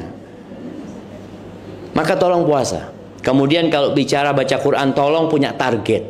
Kita ini kadang-kala baca buku-buku ya. Kita baca buku tulisannya fulan. Oh, kita hatamkan kitab-kitab itu. Firman Allah, kalam Tuhan, kita nggak selesaikan baca. Artinya kita nggak tahu juga. Padahal di antara semua buku yang ada, inilah buku yang kata Allah tidak ada keraguan di dalamnya. Ini petunjuk buat umat manusia. Maka tolong 10 awal Dzulhijjah ini kita punya target. Mamanya anak mau hatam Quran lah, berarti 1 hari 3 juz. Dan baca sama artinya. Mungkin. Apa yang nggak mungkin jamaah? Nggak ada yang nggak mungkin. Kalau kita mau, Allah akan bantu. Ketika nggak mampu, katakan la haula wa la quwata illa billah. Allah bantu hamba ya Allah. Bantu hamba ya Allah. Kurban ya. Kurban ini termasuk ibadah harta yang paling mulia. Tadi kan kita ada sedekah, kita bangun masjid. Ini berkurban. Maka Allah katakan kepada Nabi SAW, Inna a'tainakal kautsar. Sesungguhnya kami memberikan kepadamu nikmat yang banyak. Al-Kautsar itu juga nama sungai di surga buat Nabi SAW. Apa yang harus dilakukan kalau dikasih nikmat? Fasalli li rabbika wanhar. Salatlah untuk Tuhan dan sembelihlah. Dan usahakan bapak-bapak kalau bisa nyembelih sendiri. Baik, bicara nyembelih ini, kita tahu korban yang paling mulia itu 1 ekor onta buat 1 orang, 1 ekor sapi buat 1 orang, 1 ekor domba buat 1 orang. Setelah itu baru 1 ekor onta untuk 7 orang. Dan Allah tidak menerima daging dan darahnya. Yang diterima adalah ketakwaannya, maka niatnya. Ada orang korban 1 ton, 2 ton mungkin sapi dia, yang Allah nggak menerima bobotnya, yang diterima ketakwaan. Maka tolong yang punya kelebihan harta, potong di rumahnya. Rencana Bapak Menteri potong berapa di belakang ini? Di kantor aja. Nah, kadang-kala kita potong sama keluarga kita, nggak ada orang tahu, nggak perlu orang kampung tahu. Kita punya 1 domba kita taruh belakang rumah kita, yang ini oke, ini yang dipublish, ini yang dipublish. Tapi aku punya sesuatu yang aku potong sendiri buat Allah Azza wa Jalla. Nggak perlu ada yang lihat gitu loh jamaah. Potong Bismillah, Allahu Akbar. Baru setelah itu panggil orang untuk ngulitin. Kita yang nyembelih, orang suruh ngulitin, nggak apa-apa. Nah, ini bicara kurban ya. Nah, kemudian kalau bicara kapan kita dilarang untuk, jadi ada satu syariat, ya sebagian ulama tidak mengatakan haram ya, tapi makruh, lebih baik jangan kau lakukan itu. Memotong kuku dan memotong rambut sampai hewan kurbannya disembelih. Jadi kita itu seperti merasakan orang yang sedang haji. Orang haji itu kan nggak boleh ini, nggak boleh itu. Kita juga sama, nggak boleh itu di sini. Sampai kita sembelih kurban kita. Itu kapan dimulainya? Memang dimulai ketika kita punya hewan kurban. Kalau cuma niat belum ada hewan kurbannya, maka nggak perlu dia menahan diri. Karena boleh jadi nggak jadi dia gitu. Dia kan cuma insya Allah lah. Tapi kalau sudah dia mengatakan ini hewan kurban ini punya ana, dia sudah beli, kemudian dia mengatakan ini hewan kurban ana, dia sudah mulai berlaku. Walaupun sebagian mengatakan ya kalau sudah niat ya bismillah lah, nahan diri gitu ya. Tapi kalau belum ada hewan kurbannya, masih sekedar keinginan di hati, maka mungkin belum berlaku larangan tersebut. Jadi orang ana insya Allah kurban Ustaz, tapi wallahu a'lam fulusnya masih nabung nih, berarti kan belum tentu dia nyembelih. Barakallahu fiik, seperti itu. Nah, yang wukuf, ini bicara hari Arafah itu dengan puasa tanggal 9. Iya, di sini ada satu syariat namanya puasa Arafah. Puasa Arafah itu ngikutin orang yang wukuf di Arafah atau ngikutin tanggal 9. Ngikutin mana?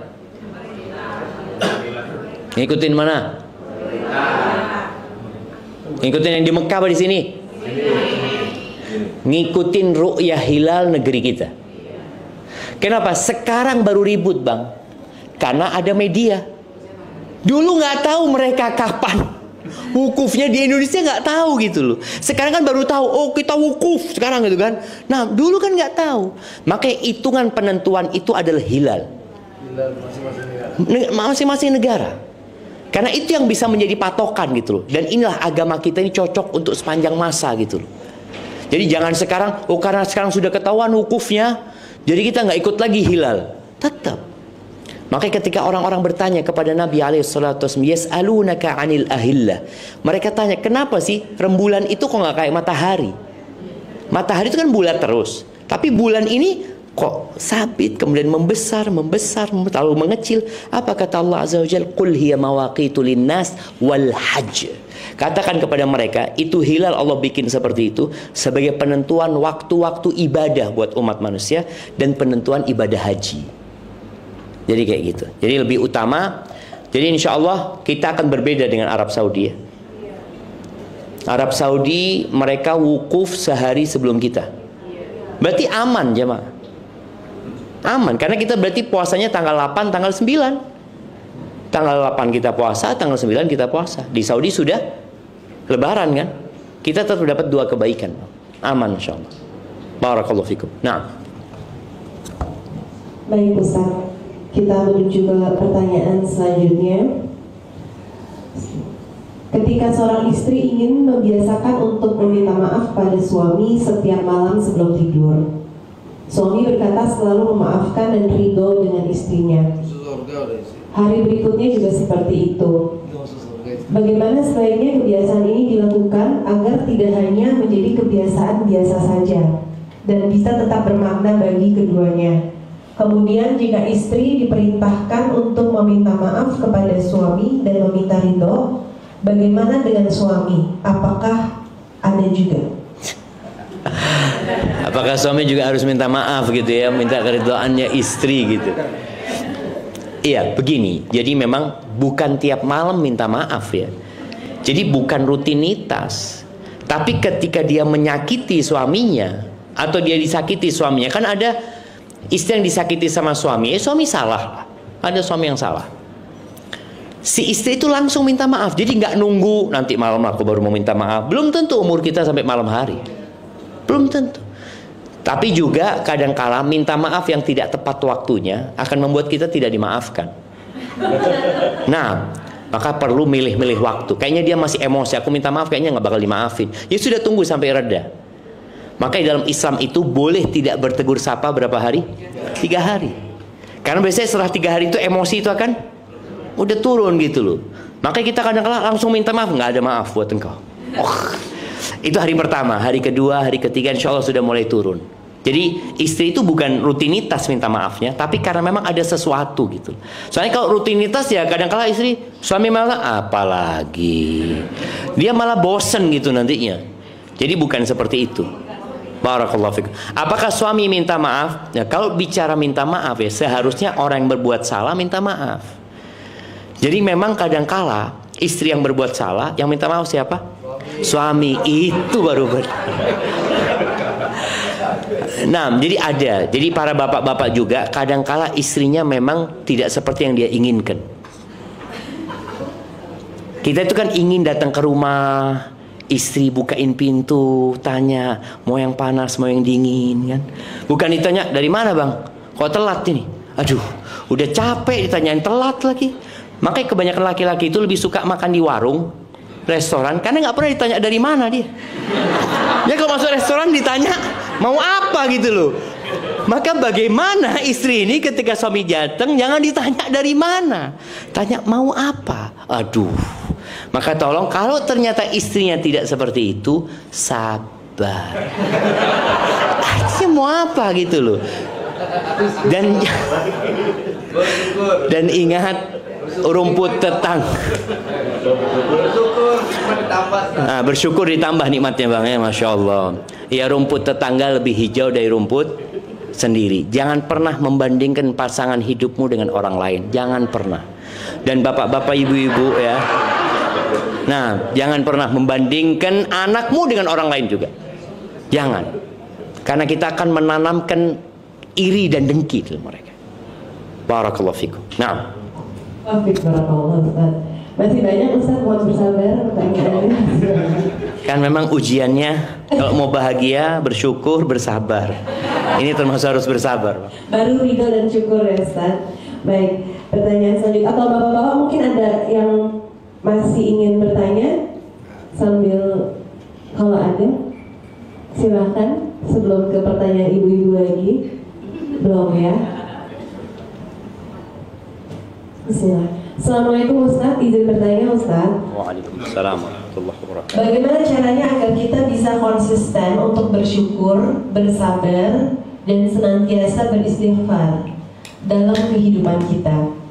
Karena ketika keimanan kita turun, untuk bisa bersabar, bersyukur, dan istighfar sulit Ustaz. Jazakallahu khair Ustaz, barakallahu fiik. Masya Allah. Iya jemaah, iman itu naik turun memang. Kalau bicara bagaimana supaya kita bisa istiqomah ya, agar kita bahagia ya, maka yang pertama adalah dengan meyakini bahwa hidup itu seperti itu. Karena kalau kita selalu idealisme ya, kepinginnya selalu senang, kita nggak siap, susah. Padahal Allah Azza wa Jalla sudah mengatakan wala nabluwannakum. Pasti kata Allah kami memberikan bala kepada kalian. Minal khauf, rasa takut. Takut dengan masa depan, takut dengan anak-anak nanti gimana. Ada kekhawatiran dengan masa depan, dan itu ujian dari Allah Azza wa Jalla. Wal ju', kelaparan, wa naqsin minal amwali wal anfusi wath thamarat, kekurangan orang-orang yang dia cintai, kekurangan harta, kekurangan buah-buahan. Wa basyiris sabirin, berikan kabar gembira kepada orang-orang yang sabar. Ketika kita punya keyakinan hidup ini adalah ujian dari Allah, kita akan siap menghadapi apa saja. Itu yang pertama. Yang kedua, agar kita istiqomah itu memang berdoa. Tidak ada jalan yang lebih pintas ya untuk menempuh ke sesuatu yang kita inginkan lebih daripada doa. Maka terus baca doa, minta sama Allah. Jangan cuma minta rizki saja. Coba tanyakan kepada diri kita. Kita itu pernah minta iman sama Allah? Minta iman. Pernahkah kita minta rasa takut sama Allah? Nabi itu minta sama Allah. Beliau mengatakan, Allahumma qsim lana min khasyatik. Ya Allah, berikan kepada kami rasa takut kepadamu. Yang dengan itu kami terhalangi dari berbuat maksiat. Orang kalau nggak punya rasa takut, ya udah, dia nggak akan benar hidupnya. Maka minta kepada Allah rasa takut. Kemudian wa min ta'atika, minta kepada Allah ketaatan. Ya Allah, bantu aku untuk bisa taat kepadamu, yang dengannya Engkau sampaikan aku ke surgamu. Wa minal yaqin, dan minta keyakinan kepada Allah yang dengannya musibah-musibah dunia akan ringan. Jamaah, sebesar apapun musibah dunia itu remeh sebenarnya. Maka kita minta kepada Allah keyakinan itu. Jadi yang kedua adalah berdoa. Yang ketiga supaya kita istiqomah itu baca Quran. Kita itu kadang-kadang lebih sering buka handphone kita daripada baca Quran. Maka coba mulai hari ini ditetapkan setiap mau buka handphone, buka Qurannya dulu. 1 ayat nggak apa-apa. Baca 1 ayat, kemudian baca grup, kemudian buka yang ini. Jadi kita ini harus berusaha untuk mendidik jiwa kita sendiri. Quran dibaca. Kemudian yang keempat yang membuat orang bisa istiqomah itu kawan-kawannya. Kalau kawan-kawannya ini senantiasa mengingatkan kepada kebaikan, insya Allah dia akan istiqomah. Boleh jadi dia jatuh, kawannya ngelihat, ayo sini naik engkau, kata dia. Ada yang narik gitu. Karena ada sebagian kita yang, aduh capek aku, ini itu, ayo. Dan ada kawan-kawan yang setan. Ketika sang istri punya masalah sama suaminya, apa kata dia? Udahlah, engkau masih muda, bismillah, cerai aja.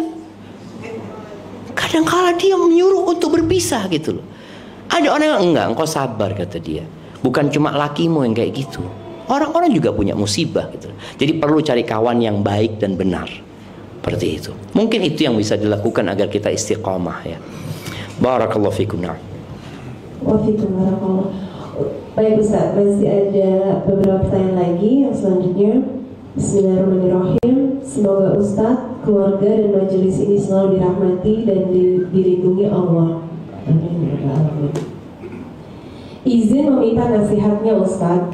Bagaimana saya bisa memantapkan hati untuk meluruskan niat menunaikan ibadah haji, di mana kami memiliki seorang anak yang masih balita dan berkebutuhan khusus, dan kami belum pernah berpisah dengan putra kami untuk waktu yang lama seperti perjalanan haji.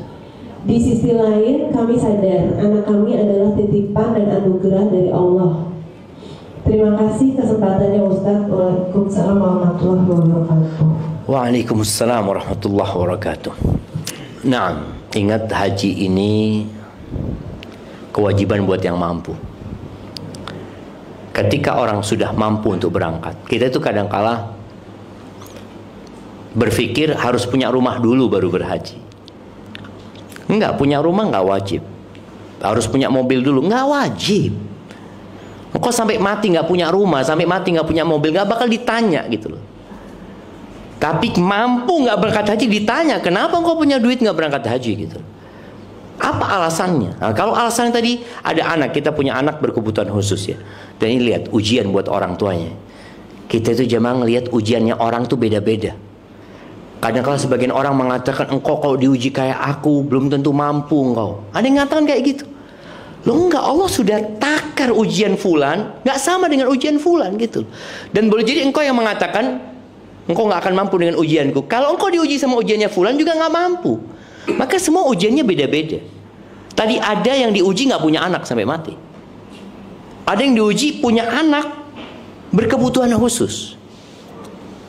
Apa yang harus dilakukan? Yang pertama, apakah anak ini mungkin untuk ditinggal? Kalau mungkin untuk ditinggal, ia berusaha untuk mempersiapkan diri anak itu ditinggal. Karena persiapannya umpamanya orang tua ini mengatakan aku akan haji tahun depan. Jadi anaknya ini sudah dipersiapkan nanti ditinggal. Mungkin ada orang yang diajarin untuk merawat anak itu. Dan boleh jadi engkau pulang haji, Allah berikan keajaiban buat anakmu. Siapa yang tahu seperti itu. Jadi ada usaha gitu. Ada usaha yang bisa dilakukan oleh orang tua. Dan haji ini, ya, ada yang berpendapat kewajiban yang harus segera dilaksanakan. Ada yang mengatakan boleh ditunda kalau ada alasannya. Memang ada orang umur 25 tahun sudah punya duit berangkat haji. Tapi dia mengatakan, ya Allah belum siap imanku, nantilah umur 30 aku mau berangkat haji, memang seperti itu.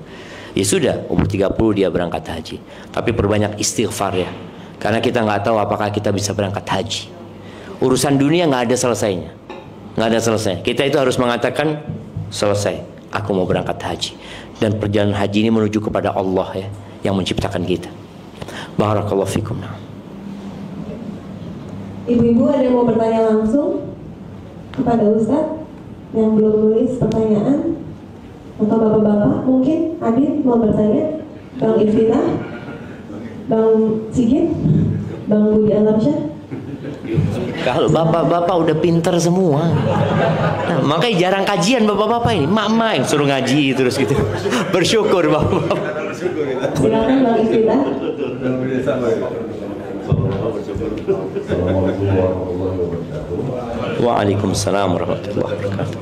Yang pertama, terima kasih kepada Pak Arifan atas undangannya dalam kajian ini, juga kepada Mas Ahaya sudah menjadi tempat untuk kita semua belajar.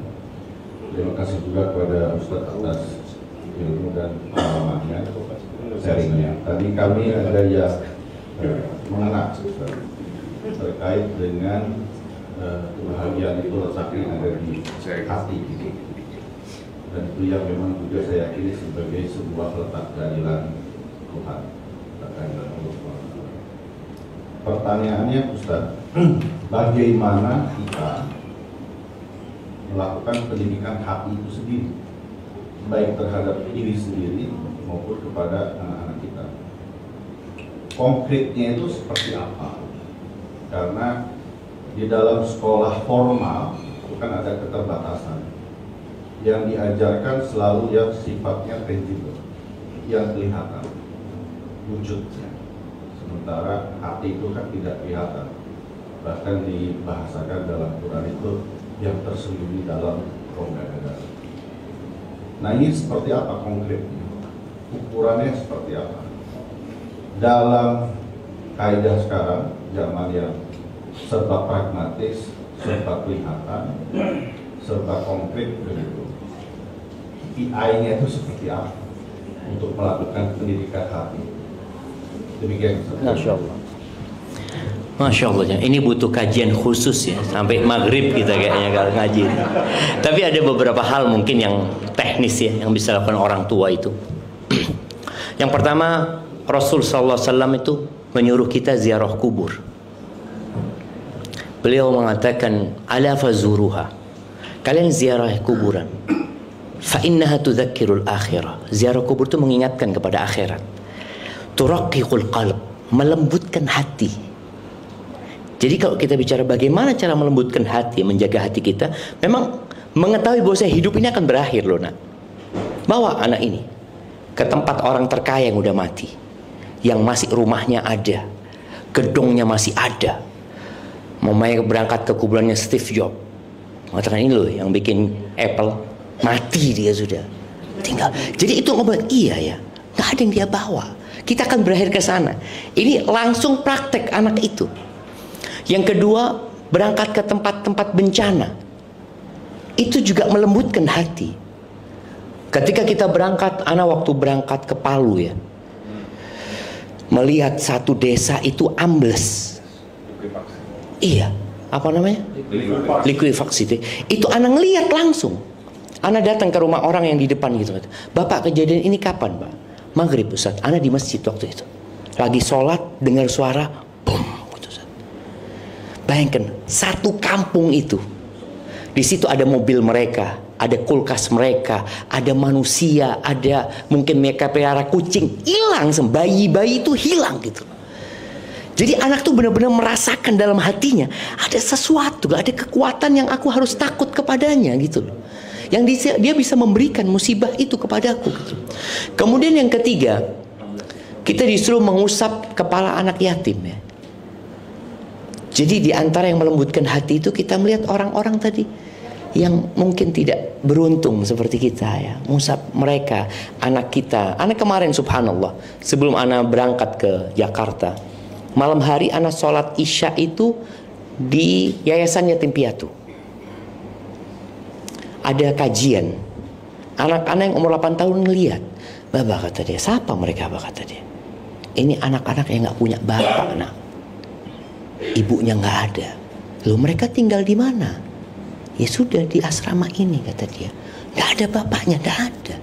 Jadi itu juga membuat mereka hatinya itu tersentuh gitu loh. Nah ini yang perlu dilakukan orang tua. Yang keempat, ngajarkan anak sedekah supaya dia merasakan kesusahan orang lain juga. Nah engkau dapat rezeki, engkau berbagi, engkau lihat senyumnya dia, kebahagiaan dia gitu loh. Akhirnya dia akan terbiasa bahagia dengan kebahagiaan orang lain. Karena ada orang yang susah dengan kebahagiaan orang lain. Dididik dia memang gitu, iri, dengki. Karena orang tuanya suka membandingkan, ini merusak hati. Jadi orang tua sedang mengatakan, engkau itu kok nggak bisa kayak kakakmu. Loh subhanallah, nggak boleh membandingkan anak sama kakaknya, karena dia bukan kakaknya gitu loh. Itu merusak hati juga mereka. Maka bandingkan dia dengan diri dia sendiri. Nah, engkau bisa, engkau bisa lebih baik dari ini. Kemarin engkau kayak gini. Jadi dia perbandingannya, bukan fulan atau alan. Itu akan merusak hati dia. Itu mungkin beberapa praktek ya yang bisa dilakukan.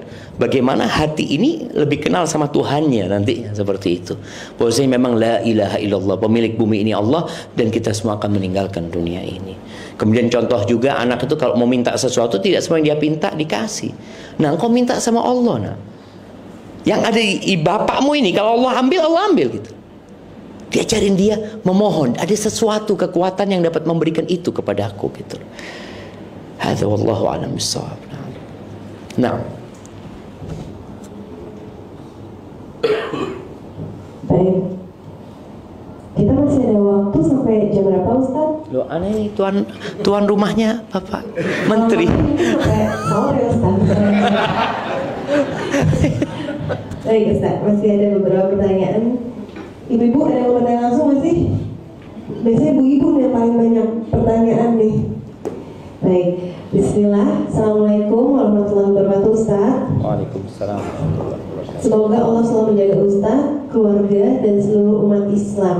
Amin. Ustaz, tadarullah, ibu dari suami saya masih belum menutup auratnya. Tapi memang orangnya belum mengaji, masih jauh dari sunnah. Apakah suami saya berdosa apabila tidak memberitahukan atau menasihati? Karena memang mertua agak sedikit keras hatinya. Semoga Allah mudahkan Ustaz menjawab pertanyaan saya. Barakallahu fikum. Masya Allah, wa fiq wa barak. Jamaah, kalau bicara menyampaikan hukum itu mudah. Kita mengatakan ini wajib, ini haram, itu sangat mudah sekali. Tapi bagaimana orang itu menjalankan yang wajib, meninggalkan yang haram, ini tugas kita dalam menyampaikan. Memang harus penuh dengan hikmah. Kalau bicara orang tua tadi yang belum ngaji, dia nggak akan berpikir untuk menutup auratnya, dia nggak berpikir memakai jilbab. Maka prosesnya itu bagaimana melembutkan hatinya tadi, diingatkan bahwa dia akan mati gitu loh. Ibu ini bakal mati loh, Bu. Semua yang ibu kumpulkan bakal ditinggalkan. Maka proses ini perlu dilewatin. Setelah itu mungkin duduk sama ibunya baca Quran ya. Termasuk yang melembutkan hati itu baca Quran. Diajak ibunya bukan menutup auratnya dulu, imannya dikuatin. Bayangin ya, 13 tahun di kota Mekah, istri Nabi itu nggak ada yang pakai jilbab. Tahun pertama di kota Medina nggak ada yang pakai jilbab. Nah, Aisyah nggak pakai jilbab, Hafsah nggak pakai jilbab. Sampai tahun keempat ada khilaf di antara ulama, turun kewajiban jilbab. Baru mereka pakai jilbab. Jadi ada proses menanamkan keimanan, bukan hanya mengetahui hukum. Bagaimana menguatkan keimanan sehingga dia meninggalkan yang haram, menjalankan yang wajib. Maka tolong ketika seorang anak mau ngasih tahu ibunya, dia tahu, oh ibu ini memang dia jauh dari agama gitu loh. Maka gimana ibu jadi dekat, bagaimana dia mau baca Quran dulu sama artinya. Yang mudah-mudahan di situ ada benih-benih keimanan yang membuat dia semakin kuat keimanannya. Itu mungkin yang perlu dilakukan. Kemudian tadi ibu diajak ziarah kubur ya, untuk melihat orang-orang yang telah meninggal dunia sambil didoakan. Tugas seorang anak itu hanya menyampaikan. Diterima alhamdulillah, nggak diterima ya semoga dikasih hidayah sama Allah SWT. Hadza wallahu a'lam bissawab. Nah. Baik Ustaz. Ke pertanyaan selanjutnya. Assalamualaikum Pak Ustaz. Waalaikumsalam warahmatullahi wabarakatuh. Apakah boleh jika kita berkurban sapi atas nama perusahaan, bukan orang ataupun 7 orang sebagaimana biasa kita ketahui, agar dapat memperoleh keberkahan Allah terhadap usaha yang dijalankan perusahaan? Terima kasih Pak Ustaz. Masya Allah, barakallahu fiik. Iya, jatuhnya sodakoh saja kalau buat perusahaan. Karena perusahaan nggak diwajibkan kurban. Yang diwajibkan berkurban itu manusianya. Maka kalau kepingin, perusahaan itu boleh mengatakan, ini kita beli 1 ekor sapi, tahun ini kurban buat fulan buat 7 orang. Jadi diberikan kepada mereka sapi itu sehingga mereka yang berkorban, walaupun duitnya dari perusahaan. baru bisa seperti tahun depan ganti. Siapa yang belum kurban? Ini sapi buat kalian. Umumnya dari 7 orang mengatakan, aku nggak mau kurban, fulusnya aja. Nggak jadi dia kan. Ya udah kalau fulusnya aja kita cari orang lain gitu loh yang mau gitu loh, seperti itu.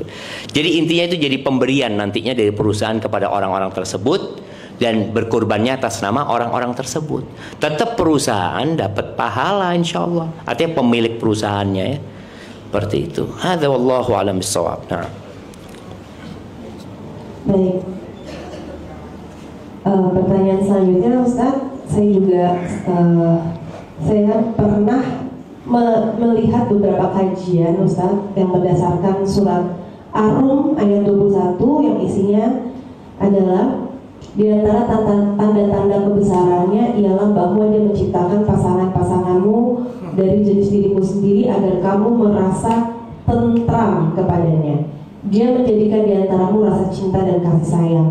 Nah, dari surat tersebut Ustadz, apakah benar tujuan dari pernikahan itu untuk mendapatkan ketenangan? Bolehkah kita berdoa secara eksplisit untuk meminta keluarga yang sakinah, mawaddah, warahmah? Kalau belum merasa tenang, berarti tujuan pernikahan belum tercapai kah Ustadz?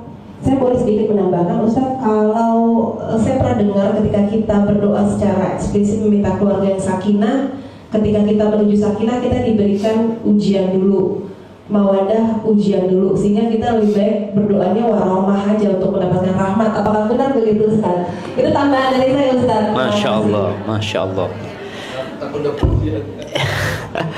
Iya jemaah, kalau bicara tujuan pernikahan ya, tujuan pernikahan itu adalah mengabdi kepada Allah sebenarnya. Makanya ketika hukum-hukum Allah tidak tegak di rumah itu, maka perpisahan menjadi pilihan. Di antaranya adalah menghadirkan sakinah. Jadi laki-laki Nabi Adam alaihissalam itu ketika di surga, beliau itu kesepian. Beliau berada di tempat yang paling indah ya, bebas makan apa saja. Beliau kesepian di sana, subhanallah. Ketika beliau tidur, Allah ciptakan Hawa dari tulang rusuknya. Ketika bangun, ini ceritanya Ibnu Abbas radhiyallahu anhuma, ketika bangun dilihat ada perempuan, jadi tenang, condong kepada perempuan ini. Makanya pernikahan itu nggak harus ada cinta. Ingat, pernikahan itu adanya kecocokan. Kecocokan itu Nabi SAW sudah menyebutkan, wanita dinikahin karena 4 hal. Karena cantik, karena kaya, karena bangsawan, kemudian yang keempat, karena agamanya, karena akhlak dan agama dia. Maka kalau ingin bahagia, ingin sakinah, carilah wanita yang akhlaknya mulia, yang agamanya baik gitu, bukan yang cantik. Karena terus terang kalau bicara wanita cantik itu, bapak-bapak nih, wah, lelaki itu, bukan lelaki, manusia itu melihat sesuatu yang belum dia miliki, tidak dalam wujud aslinya. Camkan ini. Camkan ini. Camkan ini. Bahwasanya kita itu melihat sesuatu yang belum kita miliki tidak dalam wujud aslinya. Umpamanya, kita kepingin tas, mama nih, ngelihat tas ya, belum dia milikin. Ya Allah, bagus banget tasnya. Sampai mimpi-mimpi dia aja. Ketika dia beli, biasa aja. Udah dia milikin, biasa aja udah. Maka kita karena ditipu dengan keinginan. Padahal sebenarnya tidak seperti itu wujudnya. Suami kayak gitu. Sebelum nikah, aduh ngelihat calon istrinya lewat, ya Allah, kayak rembulan dia, ya Allah. Udah nikah, kok biasa aja. Subhanallah. Jadi memang kita melihat sesuatu yang belum kita miliki tidak dalam wujud aslinya. Makanya kalau bicara pernikahan tidak harus ada cinta. Tapi kalau ada cinta akan lebih indah tentunya rumah tangga ya. Tapi kan tadi kadang-kala sakit hati sama suami, suami juga sakit hati sama istri, istri kurang melayani ini itu. Tapi dia ya udahlah, bismillah, aku sedang menuju kepada Allah Azza wa Jal, dan istriku masih punya banyak kelebihan yang menyebabkan aku bisa hidup tenang sama dia. Tapi kalau sudah terjadi keributan di rumah, berpisah menjadi solusi. Karena kesian sama anak-anak melihat orang tuanya terus ribut ya. Dan sakinah ini dimulai dari kecocokan. Sekali lagi bukan dalam cinta. Umar bin Khattab mengatakan, fa inna aqallal buyut allati tubna 'alal hub. Kata Umar, sedikit rumah tangga yang dibangun di atas cinta itu sedikit. Loh, terus kenapa orang bertahan? Apa kata Umar? Fa inna walakinnan nas yata'amaluna bil islami wal ihsan. Orang itu mempertahankan rumah tangganya karena dia atas dasar Islam. Ya Allah perintahkan aku melayani suami walaupun aku nggak suka sama suamiku. Kan ada yang seperti itu. Ada seorang istri, ya Allah Ustaz, aku kalau bisa aku balikin suamiku, aku balikin Ustaz. Cuma gimana sudah. Karena ada kemudian ihsan, perintah untuk berbuat baik. Kita disuruh berbuat baik kepada binatang pun kita disuruh berbuat baik. Apalagi kepada pasangan hidup kita. Makanya kadang nggak ada cinta, tapi di situ ada yang namanya Islam dan ihsan. Jadi kalau bicara sakinah, yaitu harapannya orang itu berumah tangga mendapatkan ketenangan. Tapi ketenangan itu kadang-kala didapatkan dengan sabar. Dia jadi tenang. Ya udahlah, ini mungkin ujian buat aku yang menghapuskan dosa-dosaku. Ada seorang alim ulama ya.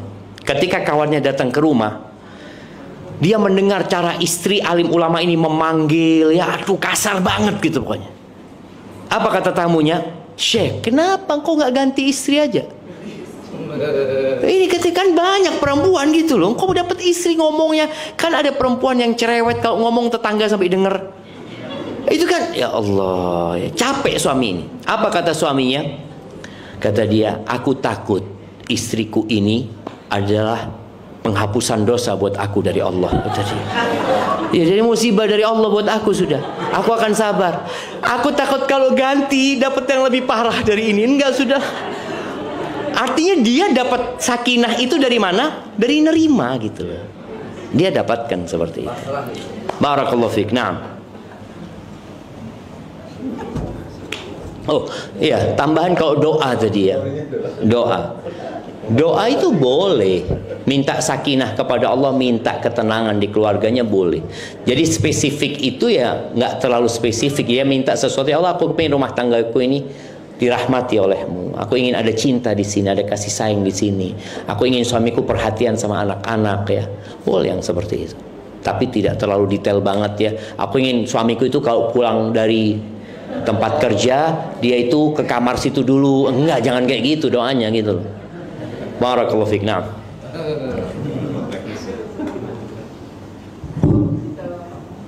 Baik Ustaz, sudah habis pertanyaannya Ustaz tadi. Dalam kode untuk terakhir. Masya Allah. Dari tadi nunggu kapan pertanyaan terakhir yang ada. Selanjutnya.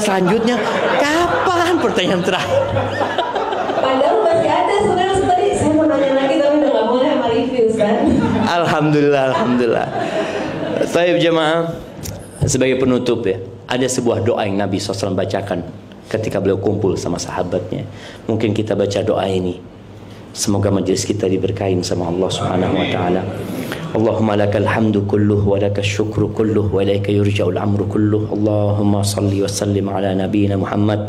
Allahumma qsim lana min khasyatika ma tahulu bihi bainana wa baina ma'asik. ومن طاعتك ما تبلغنا به جنتك ومن اليقين ما تهون به علينا مصائب الدنيا ومتئنا بأسماعنا وأبصارنا وقواتنا ما أحييتنا واجعله الوارث منا واجعل ثأرنا على من ظلمنا وانصرنا على من عادانا ولا تجعل مصيبتنا في ديننا ولا تجعل الدنيا أكبر همنا ولا مبلغ علمنا ولا تسلط علينا من لا يرحمنا ربنا آتنا في الدنيا حسنة وفي الآخرة حسنة وقنا عذاب النار وسبحان ربك رب العزة عما يصفون وسلام على المرسلين والحمد لله رب العالمين. Ditutup. Sudah, asik. Tutup ya.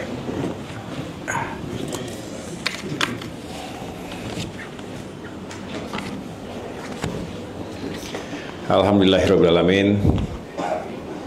Terima kasih sekali lagi kepada Ustadz Syafiq Riza Basalamah dan Bapak Ibu semua yang sudah mengikuti acara kajian ini. Banyak sekali pelajarannya tadi.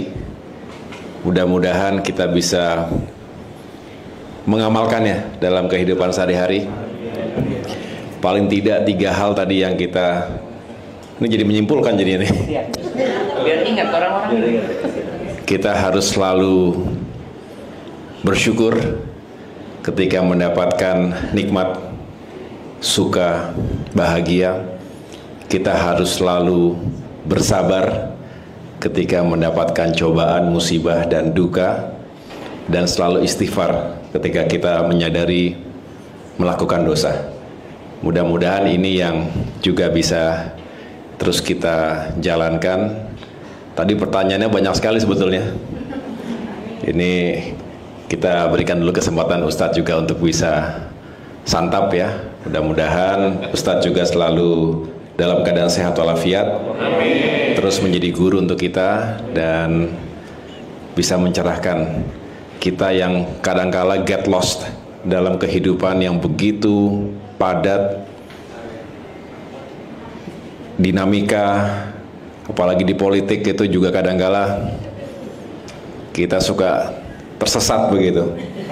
Bukan masuk ke jalan yang sesat, tetapi karena begitu kompleks dan carut marutnya itu, kadangkala juga harus duduk sejenak mendengarkan yang begini-begini, karena tentunya kita akan diingatkan selalu bahwa pada akhirnya yang kita cari, yang kita tuju itu adalah kebahagiaan yang abadi setelah kita tiada di dunia ini. Jadi luar biasa apa yang disampaikan.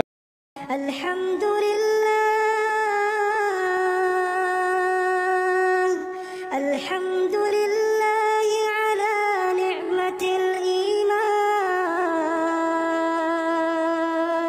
Alhamdulillah.